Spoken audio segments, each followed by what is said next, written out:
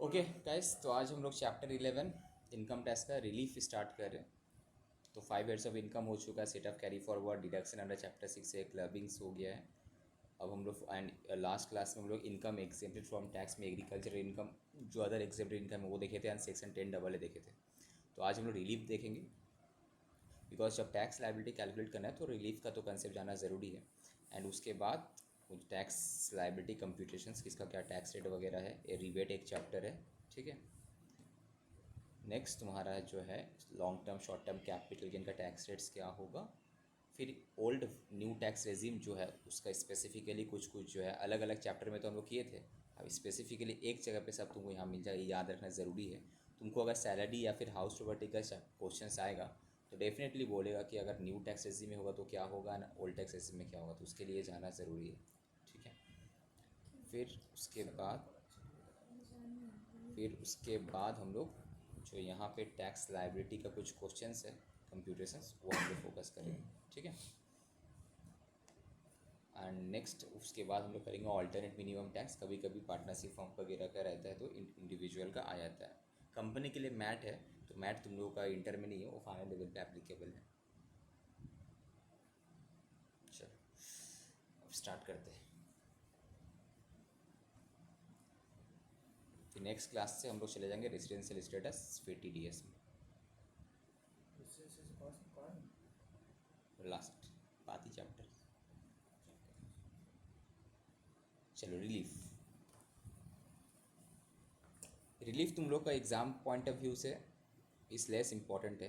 तो इट्स और जब भी कोई सम्स तुम कैलकुलेट करेगा, अभी एग्ज़ाम में जो सम्स आता है वहाँ पे रिलीफ से रिलेटेड सम्स बहुत ही कम आते हैं। तो इट्स बेटर कि जिस सिंस हम लोग के पास टाइम कम है, तुम लोग स्पेशली फॉर CA इंटर, तो हम एक काम करते हैं जो तुम लोग का करने से हो जाएगा कम, दैट इज़ ये चैप्टर 12 करते, रिलीफ एकदम लास्ट में कराते हैं। तो इस रिलीफ वाला सिनेरियो कुछ अलग है, वो तुम लोग का समझ में आने का चांसेस काफ़ी कम है, ठीक है। तो हम जो मोस्ट इंपॉर्टेंट है उस पर फोकस करते हैं सबसे पहले। इसमें फोकस टैक्स कंप्यूटेशन का रेट में, ये रेट सबको पता है तुम लोग को है, ऑल दो अलग से हम फिर डिस्कस करें। देखो इनकम टैक्स में इंडिविजुअल अगर है तो उसका टैक्स का जो लाइबिलिटी कैलकुलेट होता है स्लैब रेट का बेसिस में होता है, कोई परसेंटेज फिक्स है, मतलब स्लैब रेट का बेसिस में। जैसे कंपनी के इसमें फिक्स्ड है इतना परसेंट होगा, 25 से 30%, बट यहाँ पे तुम्हारा अगर इनकम इतना से इतना होगा तो इतना होगा, इतना से इतना होगा, that is called slab rate, इसको हम लोग बोलते हैं स्लैब रेट, ठीक है। तो ये स्लैब रेट ओनली एप्लीकेबल है किसके लिए, इंडिविजुअल्स के लिए, ऑब्वियसली बात है। तो यहाँ पे old tax regime new tax regime है, तो अभी हम लोग ओल्ड टैक्स रेजिम का पहले देख रहे हैं कि अगर ओल्ड टैक्स रेजिम में कोई है इंडिविजुअल है, उसका एज अगर 60 साल से कम है, उसका एज अगर 60 साल से कम है तो क्या होगा, up to 2.5 lakh nil, that is किसी कोई भी इंडिविजुअल का इनकम अगर 2.5 लाख रुपये तक है तो उसको टैक्स देने का कोई ज़रूरत नहीं है, अप टू 2.5 लाख नील। जैसे कि अगर तुम लोग का इनकम अगर 2.5 लाख से नीचे है तो तुम लोग SSC का डेफिनेशन में नहीं फॉल करेगा, तो तुम्हारा basic, this is called basic, इसको हम लोग बोलते हैं क्या, it is called basic exemptions limit, ठीक है। बेसिक एग्जेम्पशन लिमिट 2.5 लाख है, यही वाला बेसिक एग्जामेशन लिमिट का 3 लाख हो जाए कब, अगर तुम्हारा एज 60 साल से ऊपर है, 60 ईयर्स नॉट ऊपर, 60 साल से ज़्यादा बट 80 से नीचे। ये लेस देन 60 था, ये greater than 60 but less than 80, तो तुम्हारा ये जो एग्जामेशन लिमिट है कितना हो जाएगा, 3 लाख। ये 2.5 लाख है अप टू बिलो 60, और 60 है उससे ऊपर बट बिलो 80 तक 3 लाख का एग्जामेशन लिमिट है। यही वाला एग्जामेशन लिमिट जिसको इसको हम लोग बोलते हैं क्या, सीनियर सिटीजन, राइट। क्या बोलते हैं हम लोग, सीनियर सिटीजन। इसको हम लोग बोलते हैं क्या, वेरी सीनियर सिटीजन।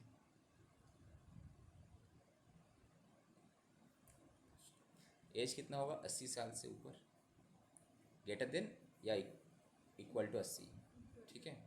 80 साल भी हुआ तो इसी में ही आएगा वो, ठीक है। 60 साल भी हुआ तो इसी में ही आएगा वो, 60 से नीचे होगा तो बिलो 60 में आएगा। तो यहाँ पे एग्जामेशन बेसिक एग्जामेशन लिमिट कितना है, 5 लाख।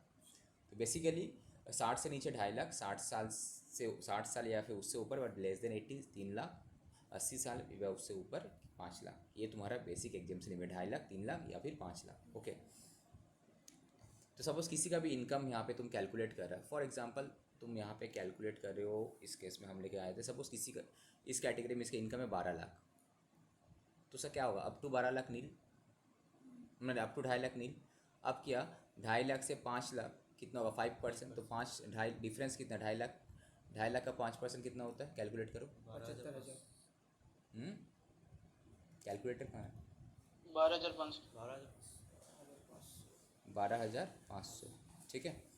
उसके बाद क्या नेक्स्ट 5 लाख, 1 से लेकर 10 लाख तक होगा कितना, दैट इज़ कॉल्ड डिफरेंस। कितना आ रहा है इसका डिफरेंस, कितना आ रहा है? 5 लाख। 5 लाख का 20% मतलब हो गया 1 लाख। এটা ভালো করে দেখো তুমি, ठीक है। इफ रिक्वायर शेयर एदिके चले আসो। और एवव 10 लाख, सपोज मेरा केस में एवव 10 2 लाख है, ठीक है। तो 2 लाख का 30% कितना हुआ?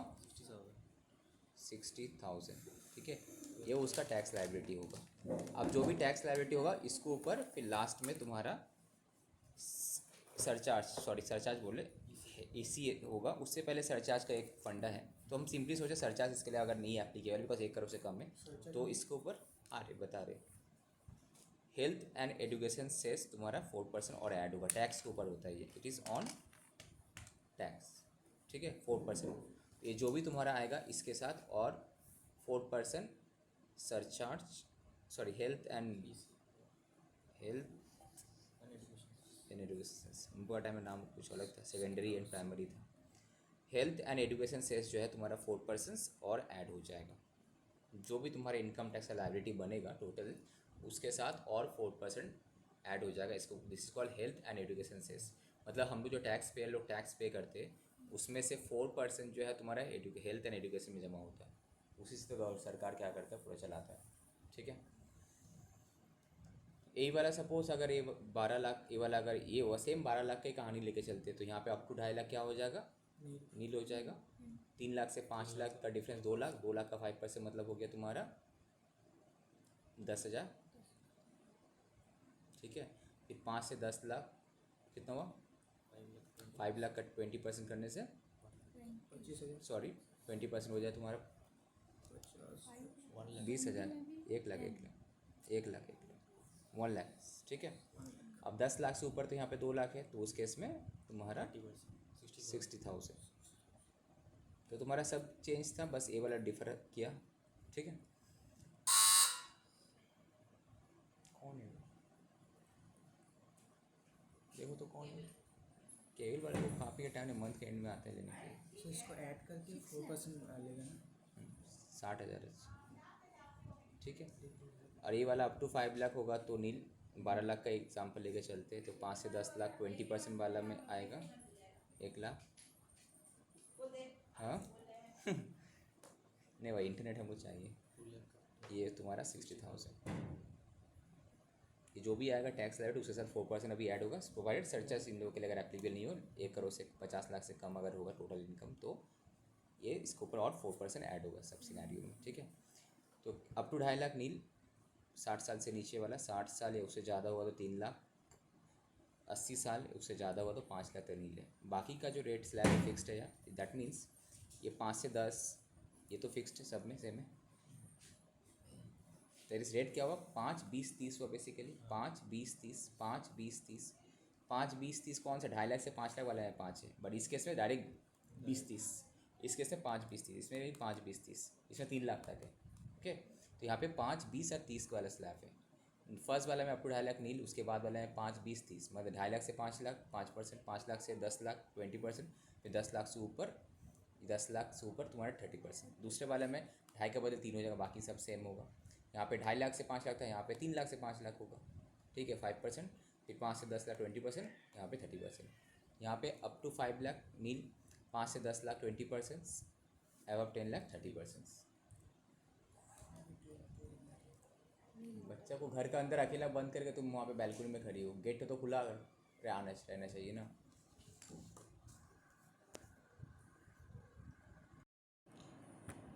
कहाँ थे हम, सरचार्ज बता रहे थे। तो अगर किसी का भी इनकम 50 लाख से ज़्यादा है बट 1 करोड़ से कम है तो 10% और तुम्हारा सरचार्ज लग जाएगा, इट्स ऑन इनकम। ठीक है, अगर तुम्हारा इनकम 1 करोड़ से ऊपर है बट 2 करोड़ से कम है तो ये 15% हो जाएगा सरचार्ज। ठीक है, तो 1 करोड़ से ज़्यादा बट 2 से कम तो 15%, 2 से ज़्यादा बट 5 से कम है तो ये इसको छोड़ के जो 111A मतलब तुम्हारा short term long term capital and dividend income के ऊपर 15% लगेगा सरचार्ज, ठीक है। अब बाकी जो अदर इनकम है उसके ऊपर 25%। तो ये जो सरचार्ज लगता है इट इज़ ऑन इनकम। ये जो तुम्हारा इनकम टैक्स लगा वो तो लगा, इन एडिशन टू दैट ये 10% लगेगा, 15% लगेगा, अलग अलग। अगर तुम्हारा इनकम का कैटेगरी है 50 से 1 करोड़, 1 करोड़ से 2 करोड़, 2 करोड़ से ज़्यादा 5 करोड़, ठीक है। तो ये इस तरह से चलते रहेगा ये कहानी। सो नाउ दूसरा में तो 15% तो बता ही दी यहाँ पे हम लोग, 15% यहाँ पे लगे सरचार्ज, ठीक है।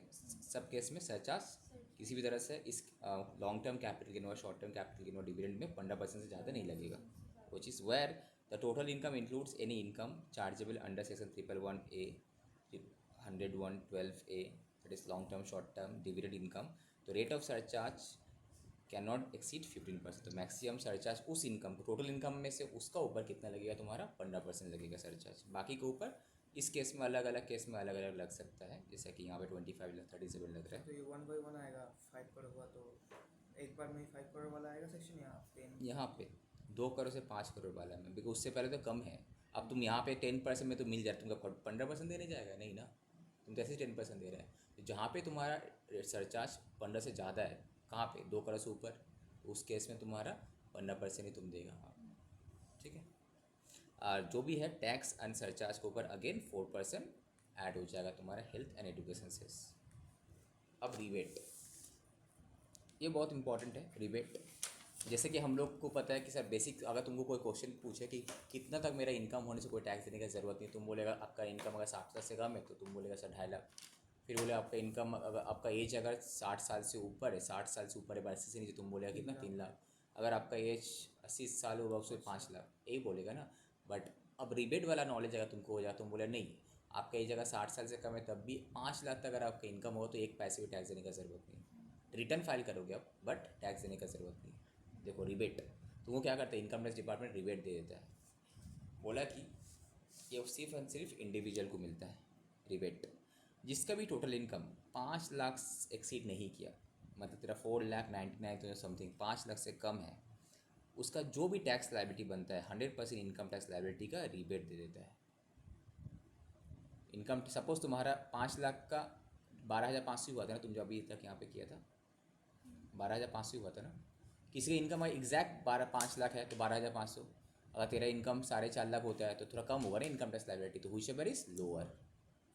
तो किसी का भी इनकम, इसका मतलब अगर 5 लाख तक है साल भर का तो 1 पैसे भी टैक्स देने का ज़रूरत नहीं। जो तुम्हारा टैक्स लायबिलिटी हो रहा था कितना 12,500 हो रहा था ना, यहाँ तुमको इनकम टैक्स डिपार्टमेंट रिबेट दे रहा है। यहाँ पे एज मेथड नहीं कर, एज इरेस्पेक्टिव ऑफ एज तुम्हारा 60 वर्ष इसमें भी हो तुम्हारा 5 लाख तक, तो यहाँ पे तो ऐसे ही तुम्हारा था नील था वहाँ पे। इस केस में तुम्हारा ले, अगर इस केस में भी तुम्हारा अगर 5 लाख तक हो तब भी तुमको रिबेट मिल जाएगा। एज मैटर नहीं करते यहाँ पे, 5 लाख तक उससे ज़्यादा नहीं, ठीक है। सो 5 लाख तक अगर तुम्हारा इनकम है तो तुमको 1 पैसा इनकम टैक्स देने का ज़रूरत नहीं है। जैसे कि हमको याद है जब नया नया हम यहाँ पे नहीं दूसरा कंपनी में थे, हम जब CA जस्ट पास किए जिस कंपनी में काम करते करते, वहाँ पे इनकम 5 लाख से जैसे एग्जामेशन क्लेम किए 5 लाख आया तो 1 पैसा टैक्स नहीं, बहुत खुशी मिला रही यार टैक्स नहीं। अभी तो मेरा महीने में 15,000 टैक्स कट जाता है, 15-16-20 हज़ार तक इनकम, मंथली इनकम टैक्स। तो यहाँ पे तुम्हारा अप टू 5 लाख तक अगर किसी का भी इनकम आया तो 100% टैक्स लायबिलिटी का रिबेट मिल जाता है, ओके। अभी 7 लाख कर दिया, अभी तो 7 लाख कर दिया। अभी 7 लाख कर दिया अमेंडमेंट में, बट तुम लोग एग्ज़ाम के लिए 5 लाख ही याद रखना। वो अमेंडमेंट तुम्हारा प्रैक्टिकली इस साल के लिए है बट एग्ज़ाम के लिए तुम्हारा नेक्स्ट ईयर में ड्यू एप्लीकेबल होगा। हम वो अमेंडमेंट भी करवा देंगे फाइनेंस एक्ट का, ठीक है। तो एग्ज़ाम के लिए 5 लाख ही याद रखना तुम। चलो उसके बाद राउंडिंग ऑफ का चक्कर रहता है, 10 रुपये उससे छोड़ो। अब marginal relief with respect to surcharge, note marginal relief with respect to, जो रिलीफ चैप्टर कहते ना यहाँ पे, ये अभी हम यहाँ पे करवाए नहीं क्योंकि तुम लोग उतना रिलेवेंट है, लास्ट में हम करवाएंगे, उसको भूल जाओ। अब आ जाओ तुम इस रिलीफ के ऊपर, इसका छोड़ दो, यहाँ आ जाओ। नेक्स्ट अभी हम थोड़ा सजेस्टिव चल रहे बिकॉज इन लोगों का सिलेबस हमको टाइमली कंप्लीट करना है। सर बोलो। सर LTCG में थोड़ा डाउट था, 15% हम लोग टैक्स कंप्लीट करते हैं, उसके बाद के सरचार्ज करके 15% कंप्लीट करना पड़ेगा अगर इनकम एक्सीड करता है मेरा prescribed in. हाँ हाँ हाँ। टैक्स रेट, अब जैसे कि टैक्स हम लोग लॉन्ग टर्म जब कैपिटल गेन चैप्टर किए थे हम लोग, तो वहाँ पे भी ये टैक्स रेट के बारे में डिस्कस किए थे हम लोग। सेक्शन 311A क्या था, short term capital gain on sale of, तुम लोग को याद होगा, equity shares, equity oriented mutual fund on which short term capital gain tax has been paid. अगर हम एक बार के लिए तुम लोग को इसको जब भी पढ़ेगा रीड विथ कैपिटल गेन, एक बार के लिए संग संग कैपिटल गेन में जो था ना टैक्सेशन ऑफ इक्विटी शेयर्स का वो पढ़ लेना। तो यहाँ पे हम लोगों को capital gain on shares and securities, right. तो बेसिकली शेयर्स एंड सिक्योरिटीज एक कैपिटल एसेट है, तो इसको बेचेंगे तो मेरा कैपिटल गेन होगा। अब सर शॉर्ट टर्म की लॉन्ग टर्म डिपेंड करता था कि इसका पीरियड ऑफ होल्डिंग क्या है। अगर इसका पीरियड ऑफ होल्डिंग 1 साल से कम है in case of listed securities वगैरह, ठीक है, लिस्टेड बॉन्ड डिबेंचर वगैरह, तो वहाँ पे शॉर्ट टर्म हो रहा था, 1 साल से ज़्यादा होने से लॉन्ग टर्म हो रहा था, ठीक है।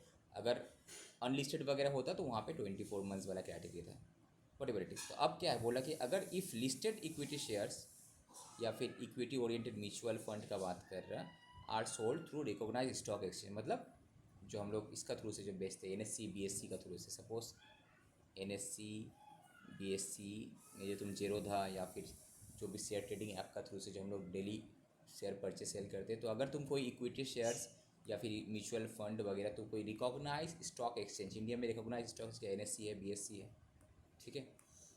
तो रिकॉग्नाइज स्टॉक एक्सचेंज के थ्रू से अगर तुम बेचता है, बेच के अगर लॉन्ग टर्म कैपिटल गेन आया, बिकॉज उसका period of holding must be greater than जो प्रेस्क्राइब लिमिट था वो, दैट इज़ 1 ईयर इस केस में, ठीक है। तो इन दैट केस तुमको एसिडिटी बाय डिफ़ॉल्ट चार्ज किया होगा जब भी तुम शेयर बेचता है एक रिकॉग्नाइज स्टॉक एक्सचेंज का थ्रू से। तो अगर कैपिटल गेन हो रहा है तो securities, acidity means securities transaction tax cut चुका होता है, ठीक है। तो इन दैट केस क्या बोल रहे हैं कि अगर तुम्हारा long term capital gain 1 lakh तक हुआ तो कोई टैक्स देने का ज़रूरत नहीं पड़ता है। अगर 1 लाख से ऊपर है तब तुमको 10% टैक्स देने पड़ते हैं। ये चीज़ कहाँ लिखा हुआ था, सेक्शन 112 कैपिटल ए में। लॉन्ग टर्म है सेक्शन 112 कैपिटल ए में, राइट। तो 1 लाख तक अगर तुम्हारा लॉन्ग टर्म कैपिटल गेन हो रहा from sale of shares, mutual fund, recognise stock exchange through से तुम बेचा है, 1 लाख तक हो रहा है तो तुमको कैपिटल गेन देने का ज़रूरत नहीं है। 1 लाख तक तो ऐसे ही एग्जेम्प्ट है, टोटल इनकम में आएगा, बट इसमें टैक्स मेरा देने का ज़रूरत नहीं होगा, ठीक है।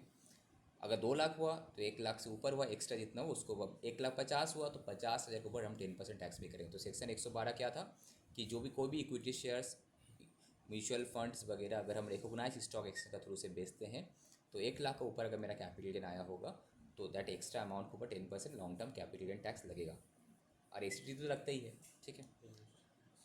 अब यही वाला सपोज हम long term capital gain recognise stock exchange का थ्रू से कौन से में होगा, जब शेयर्स एंड म्यूचुअल फंड का केस में होगा, बाकी में तो नहीं होगा। तुम बिल्डिंग बेचा, लैंड बेचा, ठीक है, अदर कोई एसेट वगैरह बेचा जो इतना ये कैपिटल एसेट है, तो उस केस में तो शेयर ट्रेडिंग का, शेयर स्टॉक एक्सचेंज का थ्रू तुम नहीं बेचा, तो उस केस में क्या होगा, तो उस केस में सेक्शन 112, उस केस में क्या था, सेक्शन 112। वो क्या बोल रहा था कि सर कोई सिक्योरिटीज ट्रांजेक्शन टैक्स नहीं लगा होगा तो आपको जो भी इनकम आ रहा है उसको ऊपर 20% टैक्स देने पड़ेगा। तो लॉन्ग टर्म कैपिटल गेन का टैक्स रेट अगर short shares and mutual fund है तो वहाँ पे 10%, वो भी कितना, 1 लाख एग्जाम्पन देने के बाद, ठीक है। यही वाला लॉन्ग टर्म कैपिटल गेन अगर शेयर्स म्यूचुअल फंड से कुछ और होगा, ये भी क्या रिकॉग्नाइज स्टॉक एक्सचेंज थ्रू से नहीं कुछ और होगा, तो वहाँ पे 20% अगर एसिडिटी नहीं है तो।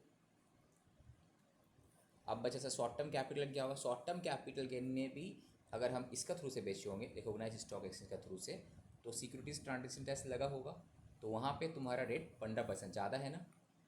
तो इसीलिए सबको क्या करता है, शेयर्स म्यूचुअल फंड जो हम लोग इन्वेस्ट करते हैं 1 साल के अंदर कोई बेचने, अगर गेन हो रहा है तो 1 साल के अंदर बेचने नहीं चाहिए मांगते, बिकॉज 5% उसको एक्स्ट्रा टैक्स लग जा रहा है। अगर हम 1 साल बाद बेचेंगे तो मेरा प्रॉफिट हुआ भी तो 10% टैक्स लगेगा, वो भी 1 लाख का एग्जाम्पशन मिलेगा हमको। और 1 साल बाद 10%, 1 साल के अंदर 15%। 1 साल का अंदर करेंगे तो कोई एग्जाम्पशन नहीं मिलेगा 1 लाख का, प्लस तुम्हारा 15% टैक्स लगेगा शॉर्ट टर्म कैपिटल गेन में। और 1 साल के बाद ये रूल्स क्या है, ओनली फॉर शेयर्स एंड ये वाला, अलग अलग कैपिटल से अलग अलग ये है पीरियड ऑफ होल्डिंग है, ठीक है। तो शॉर्ट टर्म कैपिटल गेन में 15% है और लॉन्ग टर्म में तुम्हारा 10%, वो भी 1 लाख तक। ये only for shares and mutual fund जो कि ना रिकॉग्नाइज स्टॉक एक्सचेंज का थ्रू से करते हैं। इसीलिए जो भी शेयर ट्रेडिंग करता है, इन्वेस्ट करता है शेयर मार्केट में, वो लोग कोशिश करते हैं लॉन्ग टर्म में बेचे, इससे फ़ायदा क्या होता है, टैक्स का बेनिफिट प्लस 1 लाख का एग्जामेशन तो मिलता है। शॉर्ट टर्म में तो कुछ 100% ही टैक्सेबल हो जाएगा, वो भी 15% रेट में। अगर तुम्हारा 1 रुपये भी कैपिटल गेन आ रहा होगा तो टैक्सेबल लगेगी। यही वाला सपोज रिकॉग्नाइज स्टॉक नहीं था, कुछ और था, तो नो एसटीडी, तो वहाँ पे शॉर्ट टर्म कैपिटल गेन जो है नॉर्मल जो तुम्हारा स्लैब रेट होता है ना इनकम टैक्स का, उस स्लैब रेट में चलेगा। कुछ और था, शेयर्स नहीं था, म्यूचुअल फंड नहीं था, कुछ और तुम कैपिटल ऐसे बेचा जहाँ पे शॉर्ट टर्म कैपिटल गेन हुआ, तो वहाँ पे टैक्स रेट क्या होगा, जो तुम्हारा नॉर्मल इनकम का जो स्लैब रेट था अभी 2.5 से अप 2.5 लाख 5% नील, 2.5 से 5 लाख था 5%, 5 से 10 लाख था 20%, 10 से ऊपर थी तो उस हिसाब से वो तुम्हारा काउंट हो जाएगा। ओनली तुमको अलग से क्या करेगा, अगर तुमको चेक करना है कि मेरा कोई लॉन्ग टर्म कैपिटल गेन आया तो तुमको देखना है कि या शेयर से म्यूचुअल फंड से आया तो 1 लाख तक तो एग्जाम से मिलेगा। सपोज मेरा लॉन्ग टर्म कैपिटल गेन आया 2 लाख, तो उसमें से 1 लाख तो ऐसे एग्जाम से मिल गया, तो 1 लाख के ऊपर 10% लगेगा इनकम टैक्स, फिर लास्ट में फिर ऐड करके सरचार्ज लगे, अलग बात है। ओके, तो यही वाला अगर देखिएगा नहीं लॉन्ग टर्म नहीं है कि शॉर्ट टर्म है, तो तुम्हारा ये भी इस स्लैब रेट नहीं, इसका भी अलग रेट है, स्पेसिफिक रेट है, 10% में बोलेगा, तो यहाँ पे 15% करके लगेगा यहाँ पे। तो यही वाला long term capital gain suppose shares mutual fund ये कुछ और होता, बट लॉन्ग टर्म होता तो 20% में लगता। अगर शॉर्ट टर्म है शेयर्स एंड ये म्यूचुअल फंड ये शॉर्ट टर्म है, तो नॉर्मल जो तुम्हारा स्लैब रेट है उस स्लैब रेट के हिसाब से होगा, इस स्लैब रेट के हिसाब से होगा। तो ये वाला फंडा क्लियर हुआ, तब जाके तुमको वो समझ में आएगा। Clear?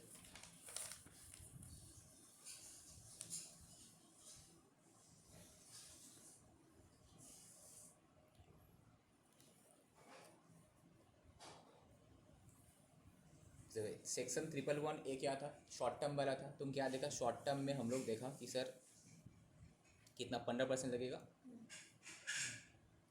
Income tax, short term में 15% लगेगा and it is again subject to basic exemption limit. अगर सपोज तुम्हारा यही इनकम है, अब तुम्हारा कैपिटल गेन हुआ ही तुम्हारा 5 लाख, तो 5 लाख में से 2.5 लाख तो तेरा ऐसे ही एग्जाम्प्ट है, तो 2.5 लाख माइनस कर गए, इंटायर 5 लाख ऊपर नहीं, तुम्हारा subject to basic exemption limit. अगर सपोज तुम्हारा कैपिटल गेन के साथ साथ दूसरा इनकम भी है, तो पहले बाकी वाला माइनस करेगा तो ये तुम्हारा बचेगा, तो इसको डायरेक्टली तुम्हारा जो इनकम आ रहा 15% बेसिक एग्जाम्पशन। सपोज तुम्हारा इनकम है, कैपिटल गेन है, हाउस प्रॉपर्टी है, सैलरी है, ठीक है, तो अब सपोज तुम्हारा 2.5 लाख तो बाकी सब में कवर हो जा रहा है, तो इसके ऊपर डायरेक्ट तुम्हारा 15% लग जाएगा यहाँ पे। अब लॉन्ग टर्म कैपिटल गेन का केस में क्या देखे थे हम लोग, एक तो था तुम्हारा 10% वाला, एक था 20% वाला, याद है? 10% मतलब कौन सा, अगर हम कोई listed shares, bond, mutual fund वगैरह बेचते हैं, जहाँ पे सॉरी ये वाला ना, ये नहीं, पहले ये वाला कहाँ चले गया, क्या हो गया इसका?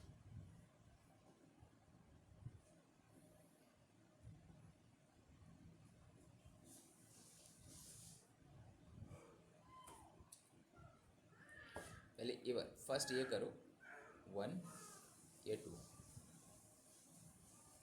112 ये क्या बोल रहे थे, लॉन्ग टर्म कैपिटल गेन हो रहा ऑन लिस्टेड कंपनी के शेयर्स में, म्यूचुअल फंड में, ठीक है। अगर 1 लाख से ऊपर आया एंड उसमें अगर सिक्योरिटीज ट्रांजेक्शन टैक्स लगा होगा, तब जाके बोलता है कि 1 लाख तक तुम्हारा एग्जेम्प्ट है, और 1 लाख से ऊपर जो है 10% तुमको टैक्स लगेगा। शॉर्ट टर्म में 15% लग रहा था, यहाँ पे 10% लगेगा, subject to exemption limit for resident individual. यहाँ पे भी बेसिक एग्जाम्पशन लिमिट तुमको मिलेगा। अगर सपोज तुम्हारा यही इनकम है, लॉन्ग टर्म कैपिटल गेन हुआ तुम्हारा 8 लाख, तो 2.5 लाख तो तुम्हारा ऐसे एग्जाम्प्ट है, बाकी 6,50,000 के ऊपर। मिक्सचर है, सपोज अदर इनकम भी है, तो तुम्हारा डायरेक्ट इसको बाहर निकाल के डायरेक्ट उसके ऊपर होगा। तो लॉन्ग टर्म में कितना बोलो, अगर तुम्हारा लिस्टेड कंपनी का शेयर्स है, म्यूचुअल फंड है, तो 10%, वो भी 1 लाख के ऊपर अगर होगा तो 1 लाख तक तो ऐसे ही एग्जाम्प्ट है, ठीक है।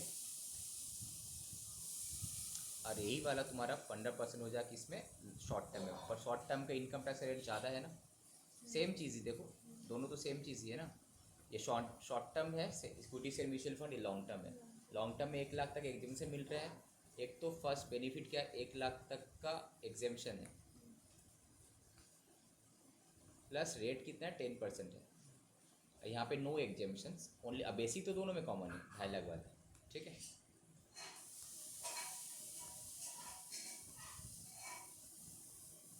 अब तुम्हारे इसमें लॉन्ग टर्म कैपिटल गेन जो अदर एसेट वाला था, वहाँ पे 20% subject to maximum exemption limit. अगर कोई लिस्टेड कंपनी का शेयर्स है, जीरो कूपन बॉन्ड है, there is an option of 10% tax without indexation benefit, तो 10% का भी ऑप्शन मिल रहता है। अब आते हैं winning from lotteries, other sources का जो मेरा इनकम होता है। लॉटरी जीत गई तुम, पजल्स जीत गए, हॉर्स रेस में पैसा लगाए थे जीत गए, कार्ड गेम, ताश पत्ता गेम, ठीक है, other games any kind of from gambling या betting of any form whatever name call, तो उसमें 30% डायरेक्ट टैक्स लगे without basic exemption limit.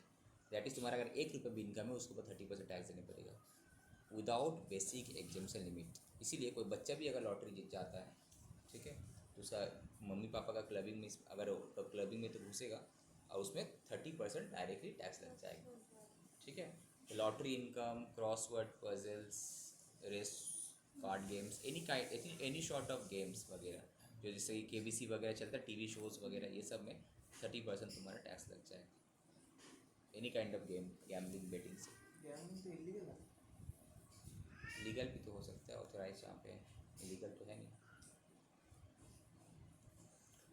Okay, तो अब हम आ जाते हैं तुम्हारा न्यू टैक्स रेजिम में। न्यू टैक्स रेजिम तो करेंगे, उससे पहले टैक्स लायबिलिटी कैलकुलेट कर लेते हैं।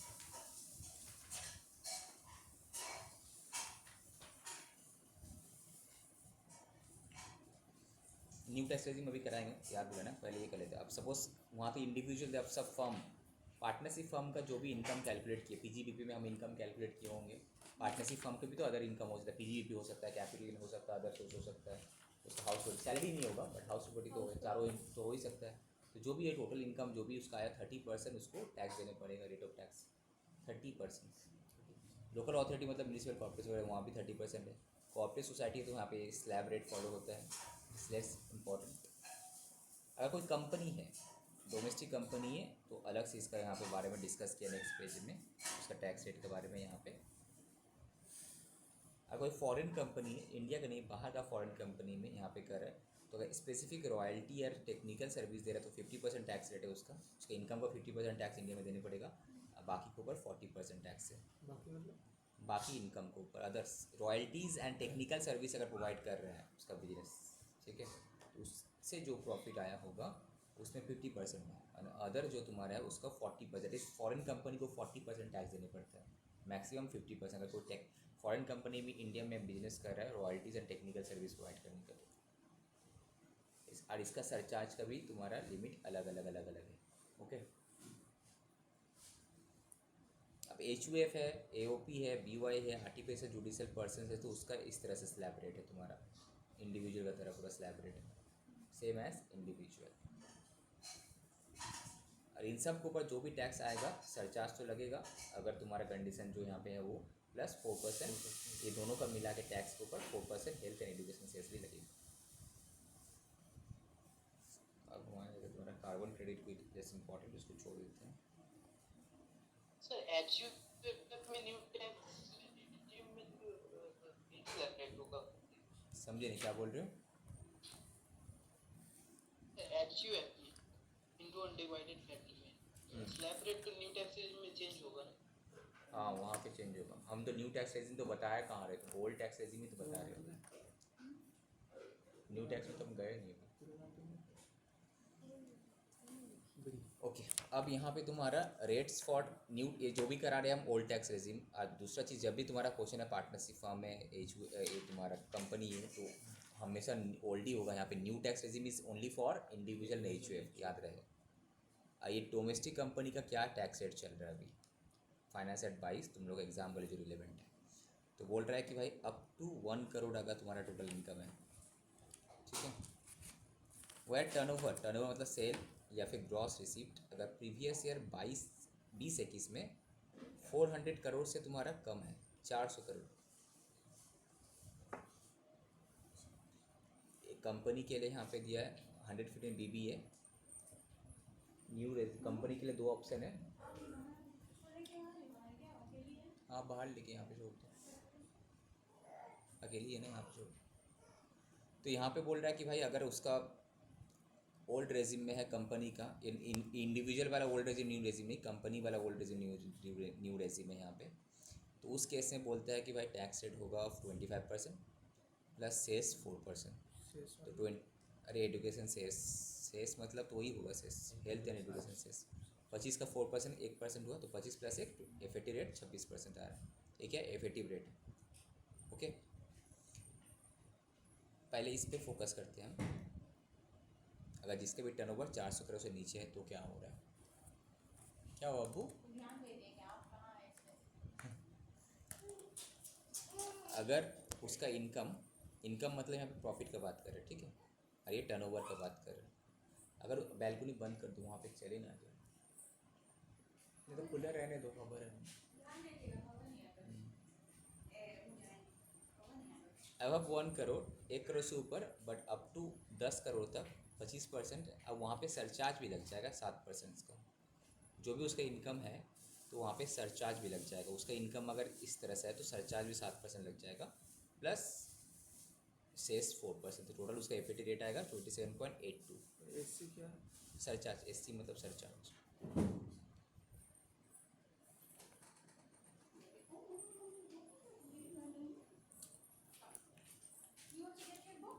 दस करोड़ से ऊपर अगर है तो 25, 12 और शेष तुम्हारा 4%, तो यहाँ पे सरचार्ज जो है 12% है 10 करोड़ से ऊपर वाला में। कहाँ है वो? 7, 12, ठीक है। अगर company opting for section 115B है, कंपनी के लिए न्यू सेक्शन दिया गया, इसका कुछ बेनिफिट भी है, 115B वाला, ठीक है। यहाँ जा बाबू, इधर ओए कम है। नहीं वहाँ तेल, तुम तेल लिए कर रही हो ना।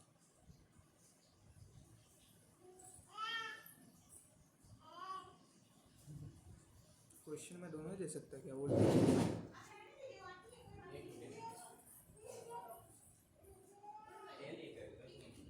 उसमें तो इसमें दे दो ना, वकर में दे दो उसको।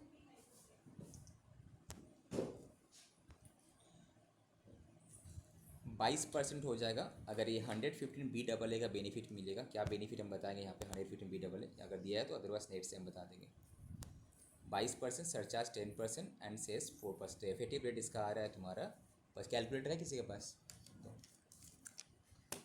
22 प्लस 10% कितना हुआ? 24 प्लस 4% कितना है? 25.168 आया ना।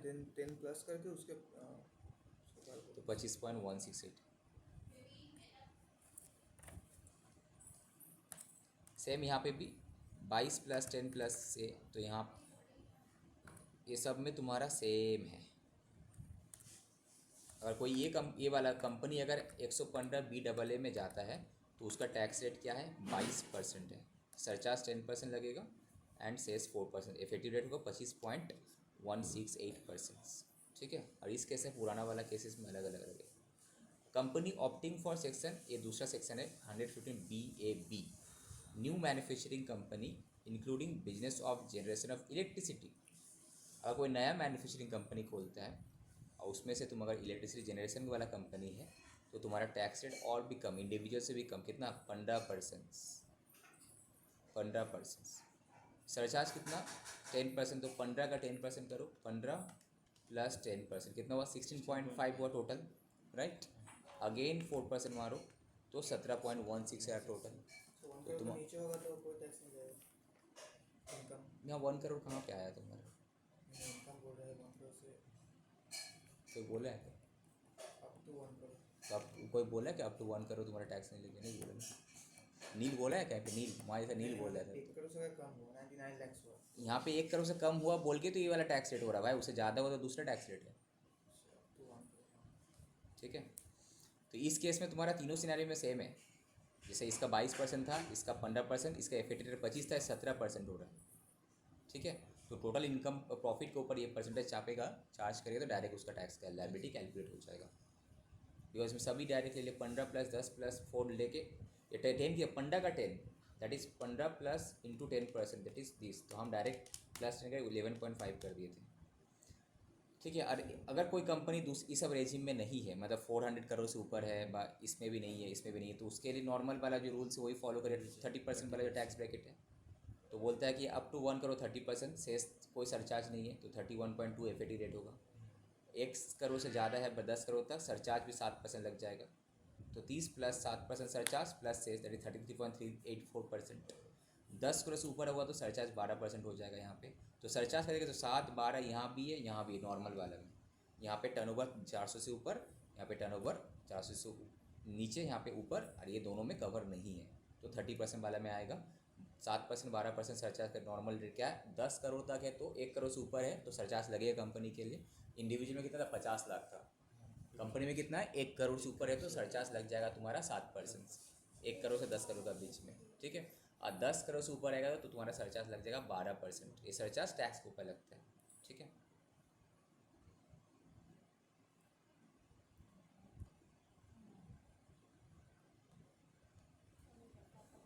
अब तुम लोग मन में क्वेश्चन जागा होगा, सर ये 115 बी डबल ए क्या है, 115 बी ए बी क्या है। तो बोल रहा है अगर कोई कंपनी 115 बी डबल ए या बी ए बी में जाएगा तो ये सब बेनिफिट उसको नहीं मिलेगा। तुमको टैक्स रेट कम दे रहा है बट कुछ बेनिफिट ही तुमसे ले लेगा। क्या बेनिफिट ले लेगा बोला है, तुमको 10 डबल ए का जो एग्जाम्पशन मिल रहा था कुछ दिन पहले हम लोग लास्ट क्लास में कहते सेक्शन 10 डबल ए का था ना, सेज यूनिट में, अप टू फिर 10 ईयर्स तुम्हारा 0 पर जो भी तुम्हारा टैक्स आ रहा था 100% एग्जाम था, उसके बाद 50% ऐसे करके तो वो एग्जाम्पशन नहीं मिलेगा। एडिशनल डेप्रिसिएशन 20% मिलता था, वो भी तुमको नहीं मिलेगा। सेक्शन 32 AC AD वाला भी बेनिफिट नहीं मिलेगा। क्या हुआ, ये सब सेक्शन का बेनिफिट तुमको, इवन साइंटिफिक रिसर्च वाला बेनिफिट ही नहीं मिलेगा। कॉफ़ी टी रबर वाला जो बेनिफिट था 40% का तुम्हारा ये मिलता था, वो भी तुमको नहीं मिलेगा बेनिफिट, ठीक है। ये उसका डिसएडवांटेज है। अगर 115 B double A by A B, हाँ 115 बी ए बी में जाएगा तो इतना सारा का उसको बेनिफिट नहीं मिलेगा।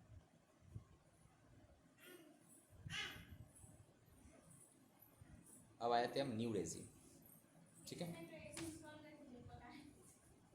किचन में एसी कहाँ से लगाएगा, क्या था 115 बी ए बी जो हम लोग रीड करे थे वहाँ पे टैक्स रेट तुम्हारा 15% कर दिया था ना 115 बी ए बी में। तो उसमें बेनिफिट किसको दिया गया, बेसिकली न्यू मैन्युफैक्चरिंग कंपनी को दिया गया। न्यू मैन्युफैक्चरिंग कंपनी को दिया गया है यहाँ पे।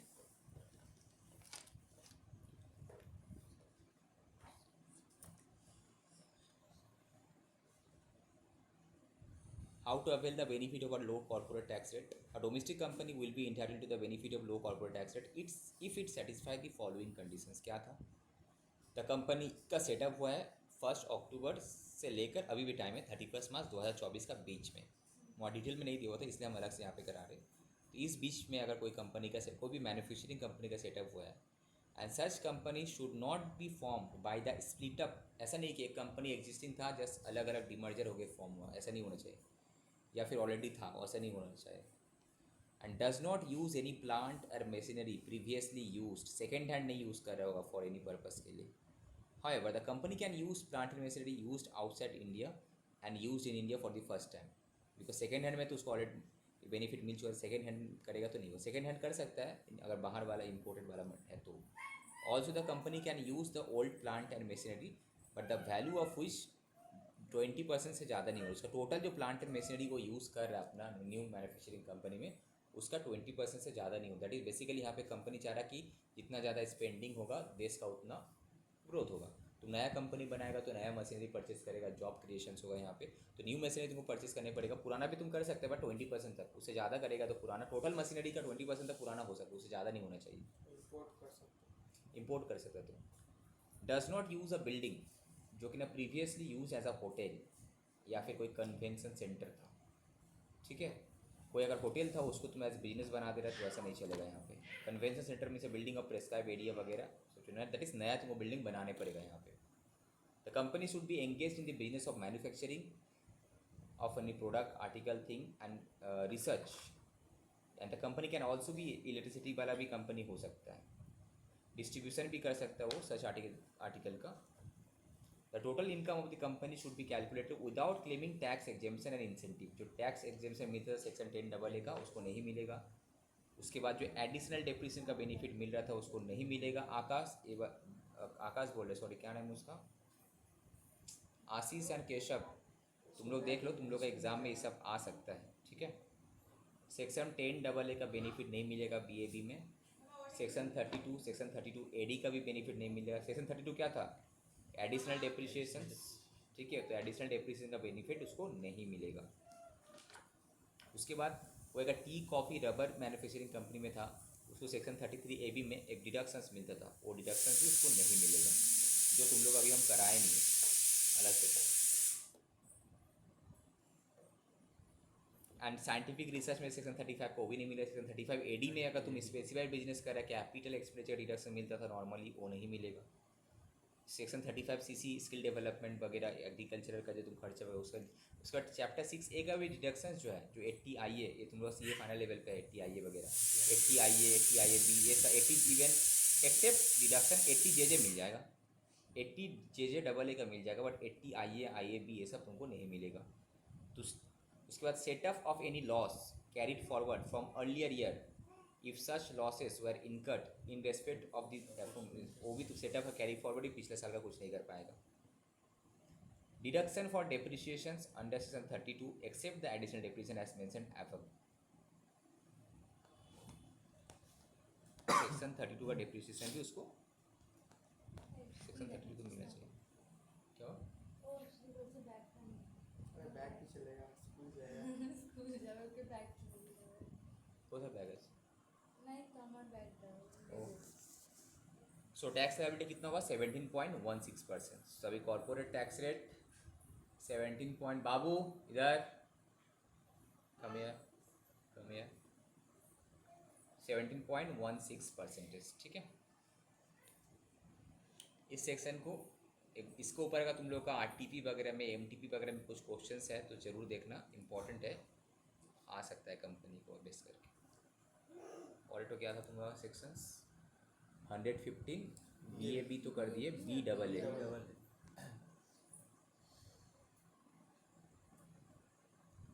इसको अलग से ऐड कर लेना। ठीक है, कुछ नोट्स जो है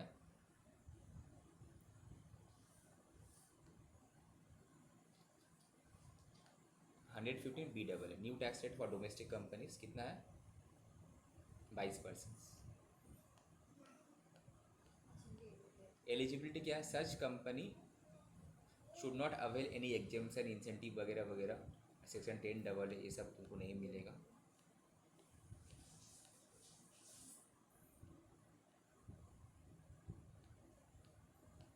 बेसिकली कोई भी कंपनी का तो अगर तुम्हारा इसमें जाएगा, न्यू इसमें जाएगा तो 22% ले सकता है, बट उसके तुम कुछ एग्जाम तुमको सेक्रीफाइस करने पड़ेगा। 10 AA 35 AD वगैरह वो सब तुमको नहीं मिलेगा। सेम ही है, दोनों बेसिकली सेम ही था। वो मैन्युफैक्चरिंग कंपनी के लिए था, उसको न्यू मैन्युफैक्चरिंग कंपनी है तो इसमें जा सकता है, 15% वाले में जा सकता है। क्या वेबसाइट है? Clear. The new section 115 AA has been inserted in the Income Tax Act to give the benefit of a reduced corporate tax rate for the domestic companies. Section 115 AA states that domestic companies have the option to pay tax at a rate 22% plus surcharge लगेगा तुम्हारा 10%, अगर वो जो 1 करोड़ से 1 करोड़ से ऊपर अगर आएगा, प्लस सेस 4%। द एफिटी रेट होगा 25.17%। If such domestic company adhere to certain condition specified and the company need not pay tax under MAT if opts for section 115 BAA, तो उसको मिनिमम ऑल्टरनेटिव टैक्स उसके लिए एप्लीकेबल है। Final level पे minimum alternative tax क्या होता है? एक कंपनी चाहे अगर लॉस में भी है उसको एक मिनिमम ऑल्टरनेटिव टैक्स देने पड़ता है, और जो तुम लोग का फाइनल लेवल पे है। अभी तुम लोग कराएंगे ऑल्टरनेट मिनिमम टैक्स, वो नॉन कंपनी के लिए। तो कंडीशन यहाँ पे क्या था? All domestic company shall have an option है तुमको दिया गया टू पे इनकम टैक्स 22% प्लस सरचार्ज 10%, अगर वो तुम्हारा 1 से 10 करोड़ वाला में आएगा, बट उसके लिए ये कंडीशन तुमको फुलफिल करना है। तुमको 10 AA का बेनिफिट नहीं मिलेगा, एडिशनल डेप्रिसिएशन सेक्शन 35 का साइंटिफिक वाला, सेक्शन 35 AD वाला नहीं मिलेगा, ये सब 80 IA वगैरह नहीं मिलेगा, बट 80 JJ सेम चीज़ वहाँ पे था। क्वेश्चन में से दिया रहेगा। क्या दिया रहेगा? कि ये दिया है, ये सेक्शन 1। तुमको क्वेश्चन एक सिनेरियो बना के दे देगा कि अगर ये कंपनी, क्या बताओ इसको 115 BA में अगर जाएगा तो क्या होगा, बा 115 नॉर्मल रहेगा तो क्या होगा। नॉर्मली इंटर लेवल में वाला क्वेश्चन आने के चांसेस कम रहते हैं। तुम लोग का new tax regime old tax regime individual वाला ज़्यादा देता है। ओके, अब हम आ जाते हैं new tax regime old tax regime वाले में।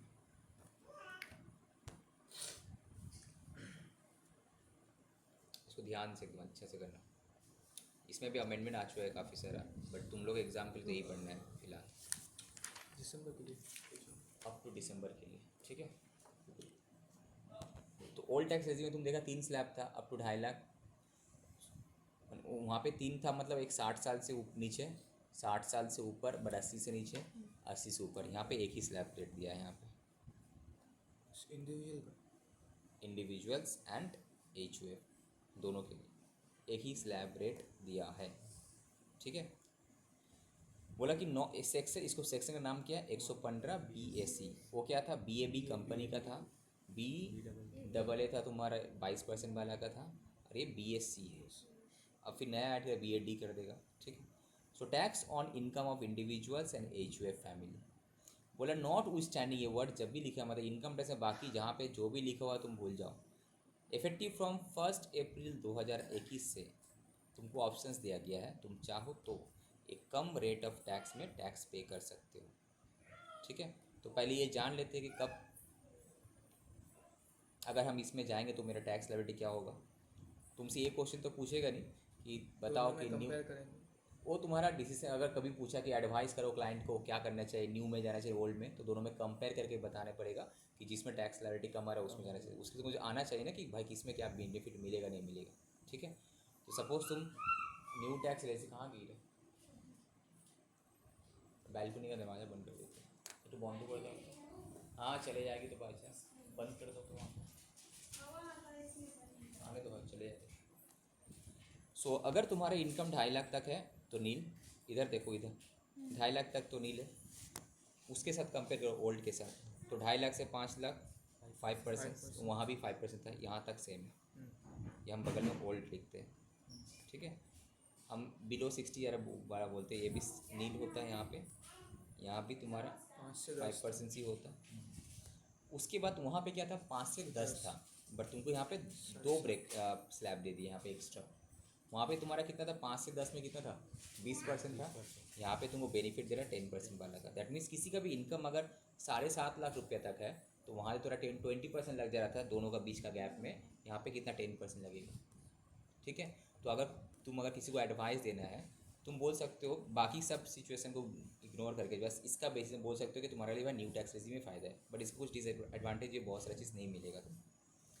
अब सपोज तुम्हारा इनकम है 7.5 लाख से ऊपर व 10 लाख तक, तो वहाँ पे कितना लग रहा था 20%, वहाँ पे पूरा 5 से 10 में, 10 वहाँ पे पूरा 5 लाख 1 से लेकर 10 लाख में कितना लग रहा था 20%, बट यहाँ पे तुमको 10 और 15 का बेनिफिट दे रहा है।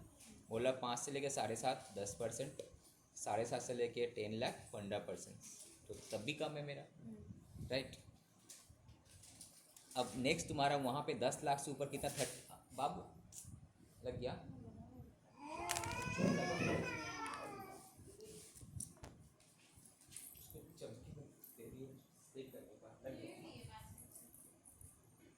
लग गया, इसको फेंको, कहाँ से लाई तुमने, फेंको, बैठो बैठो।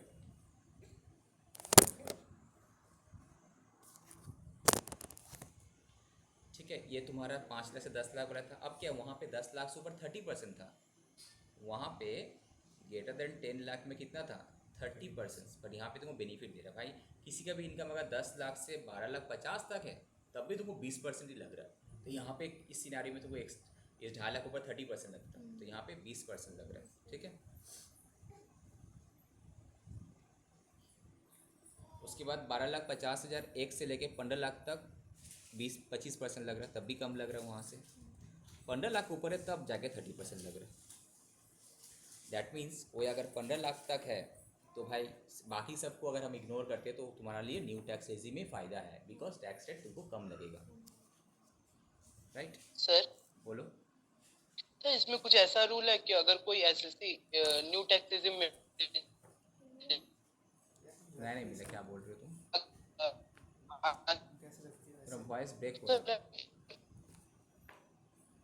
वॉइस ब्रेक कर रहा है तुम्हारा,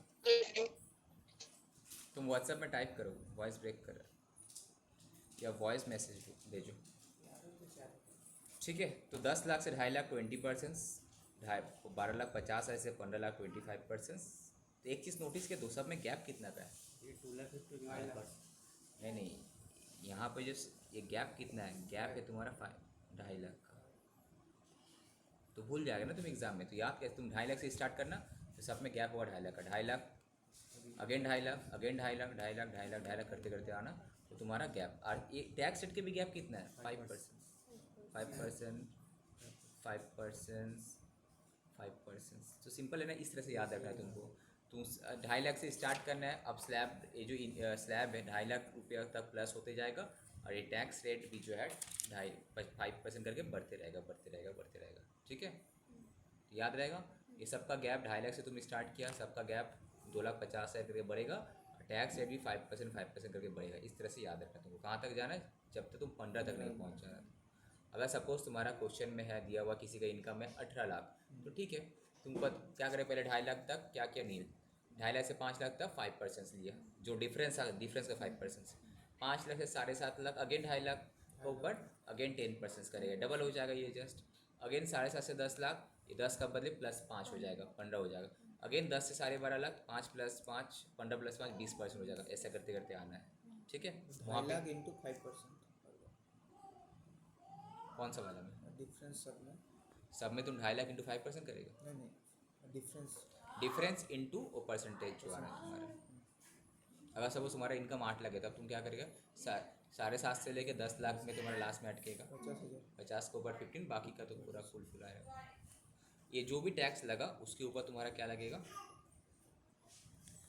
हेल्थ एंड एजुकेशन सेस 4%।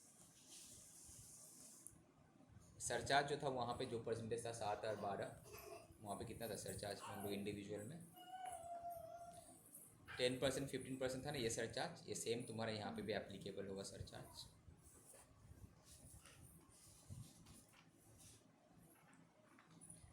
%4 या, और ये तुम्हारा क्या है, 111A, 112, ये क्या है, short term long term capital gain, same as जो वहाँ पे जैसे था। शॉर्ट टर्म में क्या बोला था वहाँ पे, अगर तुम्हारा लॉन्ग टर्म कैपिटल गेन हो रहा है शेयर्स से, म्यूचुअल फंड से, अप टू 1 लाख तक कोई टैक्स देने की ज़रूरत नहीं है। 1 लाख ऊपर होगा तो 10%, 112A। उसका 100,111A क्या बोला था, अगर तुम्हारा शॉर्ट टर्म कैपिटल गेन हुआ है तो 15% उठेगा। अगर सेस्टिटी लगा होगा तो शेयर्स स्टॉक एक्सचेंज थ्रू से होगा। अदर केसेस में लॉन्ग टर्म में था तुम्हारा 20%, और यहाँ पे कितना था स्लैब रेट, तो यहाँ पे भी वही वाला नॉर्मल स्लैब रेट होगा। और रिबेट अवेलेबल, जैसे वहाँ पे था रिबेट कितना था, 5 लाख तक दे रहा था, यहाँ पे भी रिबेट है तुम्हारा। ऑल्टरनेट मिनिमम टैक्स का प्रोविजन यहाँ पे एप्लीकेबल नहीं है। अब से सपोज हम न्यू टैक्स रेजिम में जा रहे, तो क्या क्या बेनिफिट हमसे छीन लेगा गवर्नमेंट। तुमको इनकम टैक्स का रेट कम देने का बदले बहुत सारा, यहाँ पे 7 लाख तक हुआ। 5 लाख यार, अरे 7 लाख वाला तुम नया भाई, फाइनेंस एक्ट 23 का बात तुम एग्जाम में 23 लिखेगा, 22 का नहीं।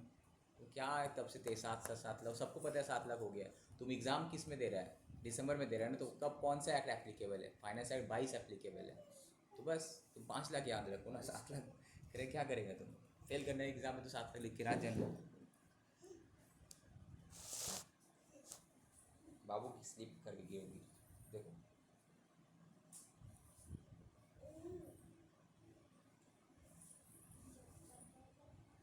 हटो हटो।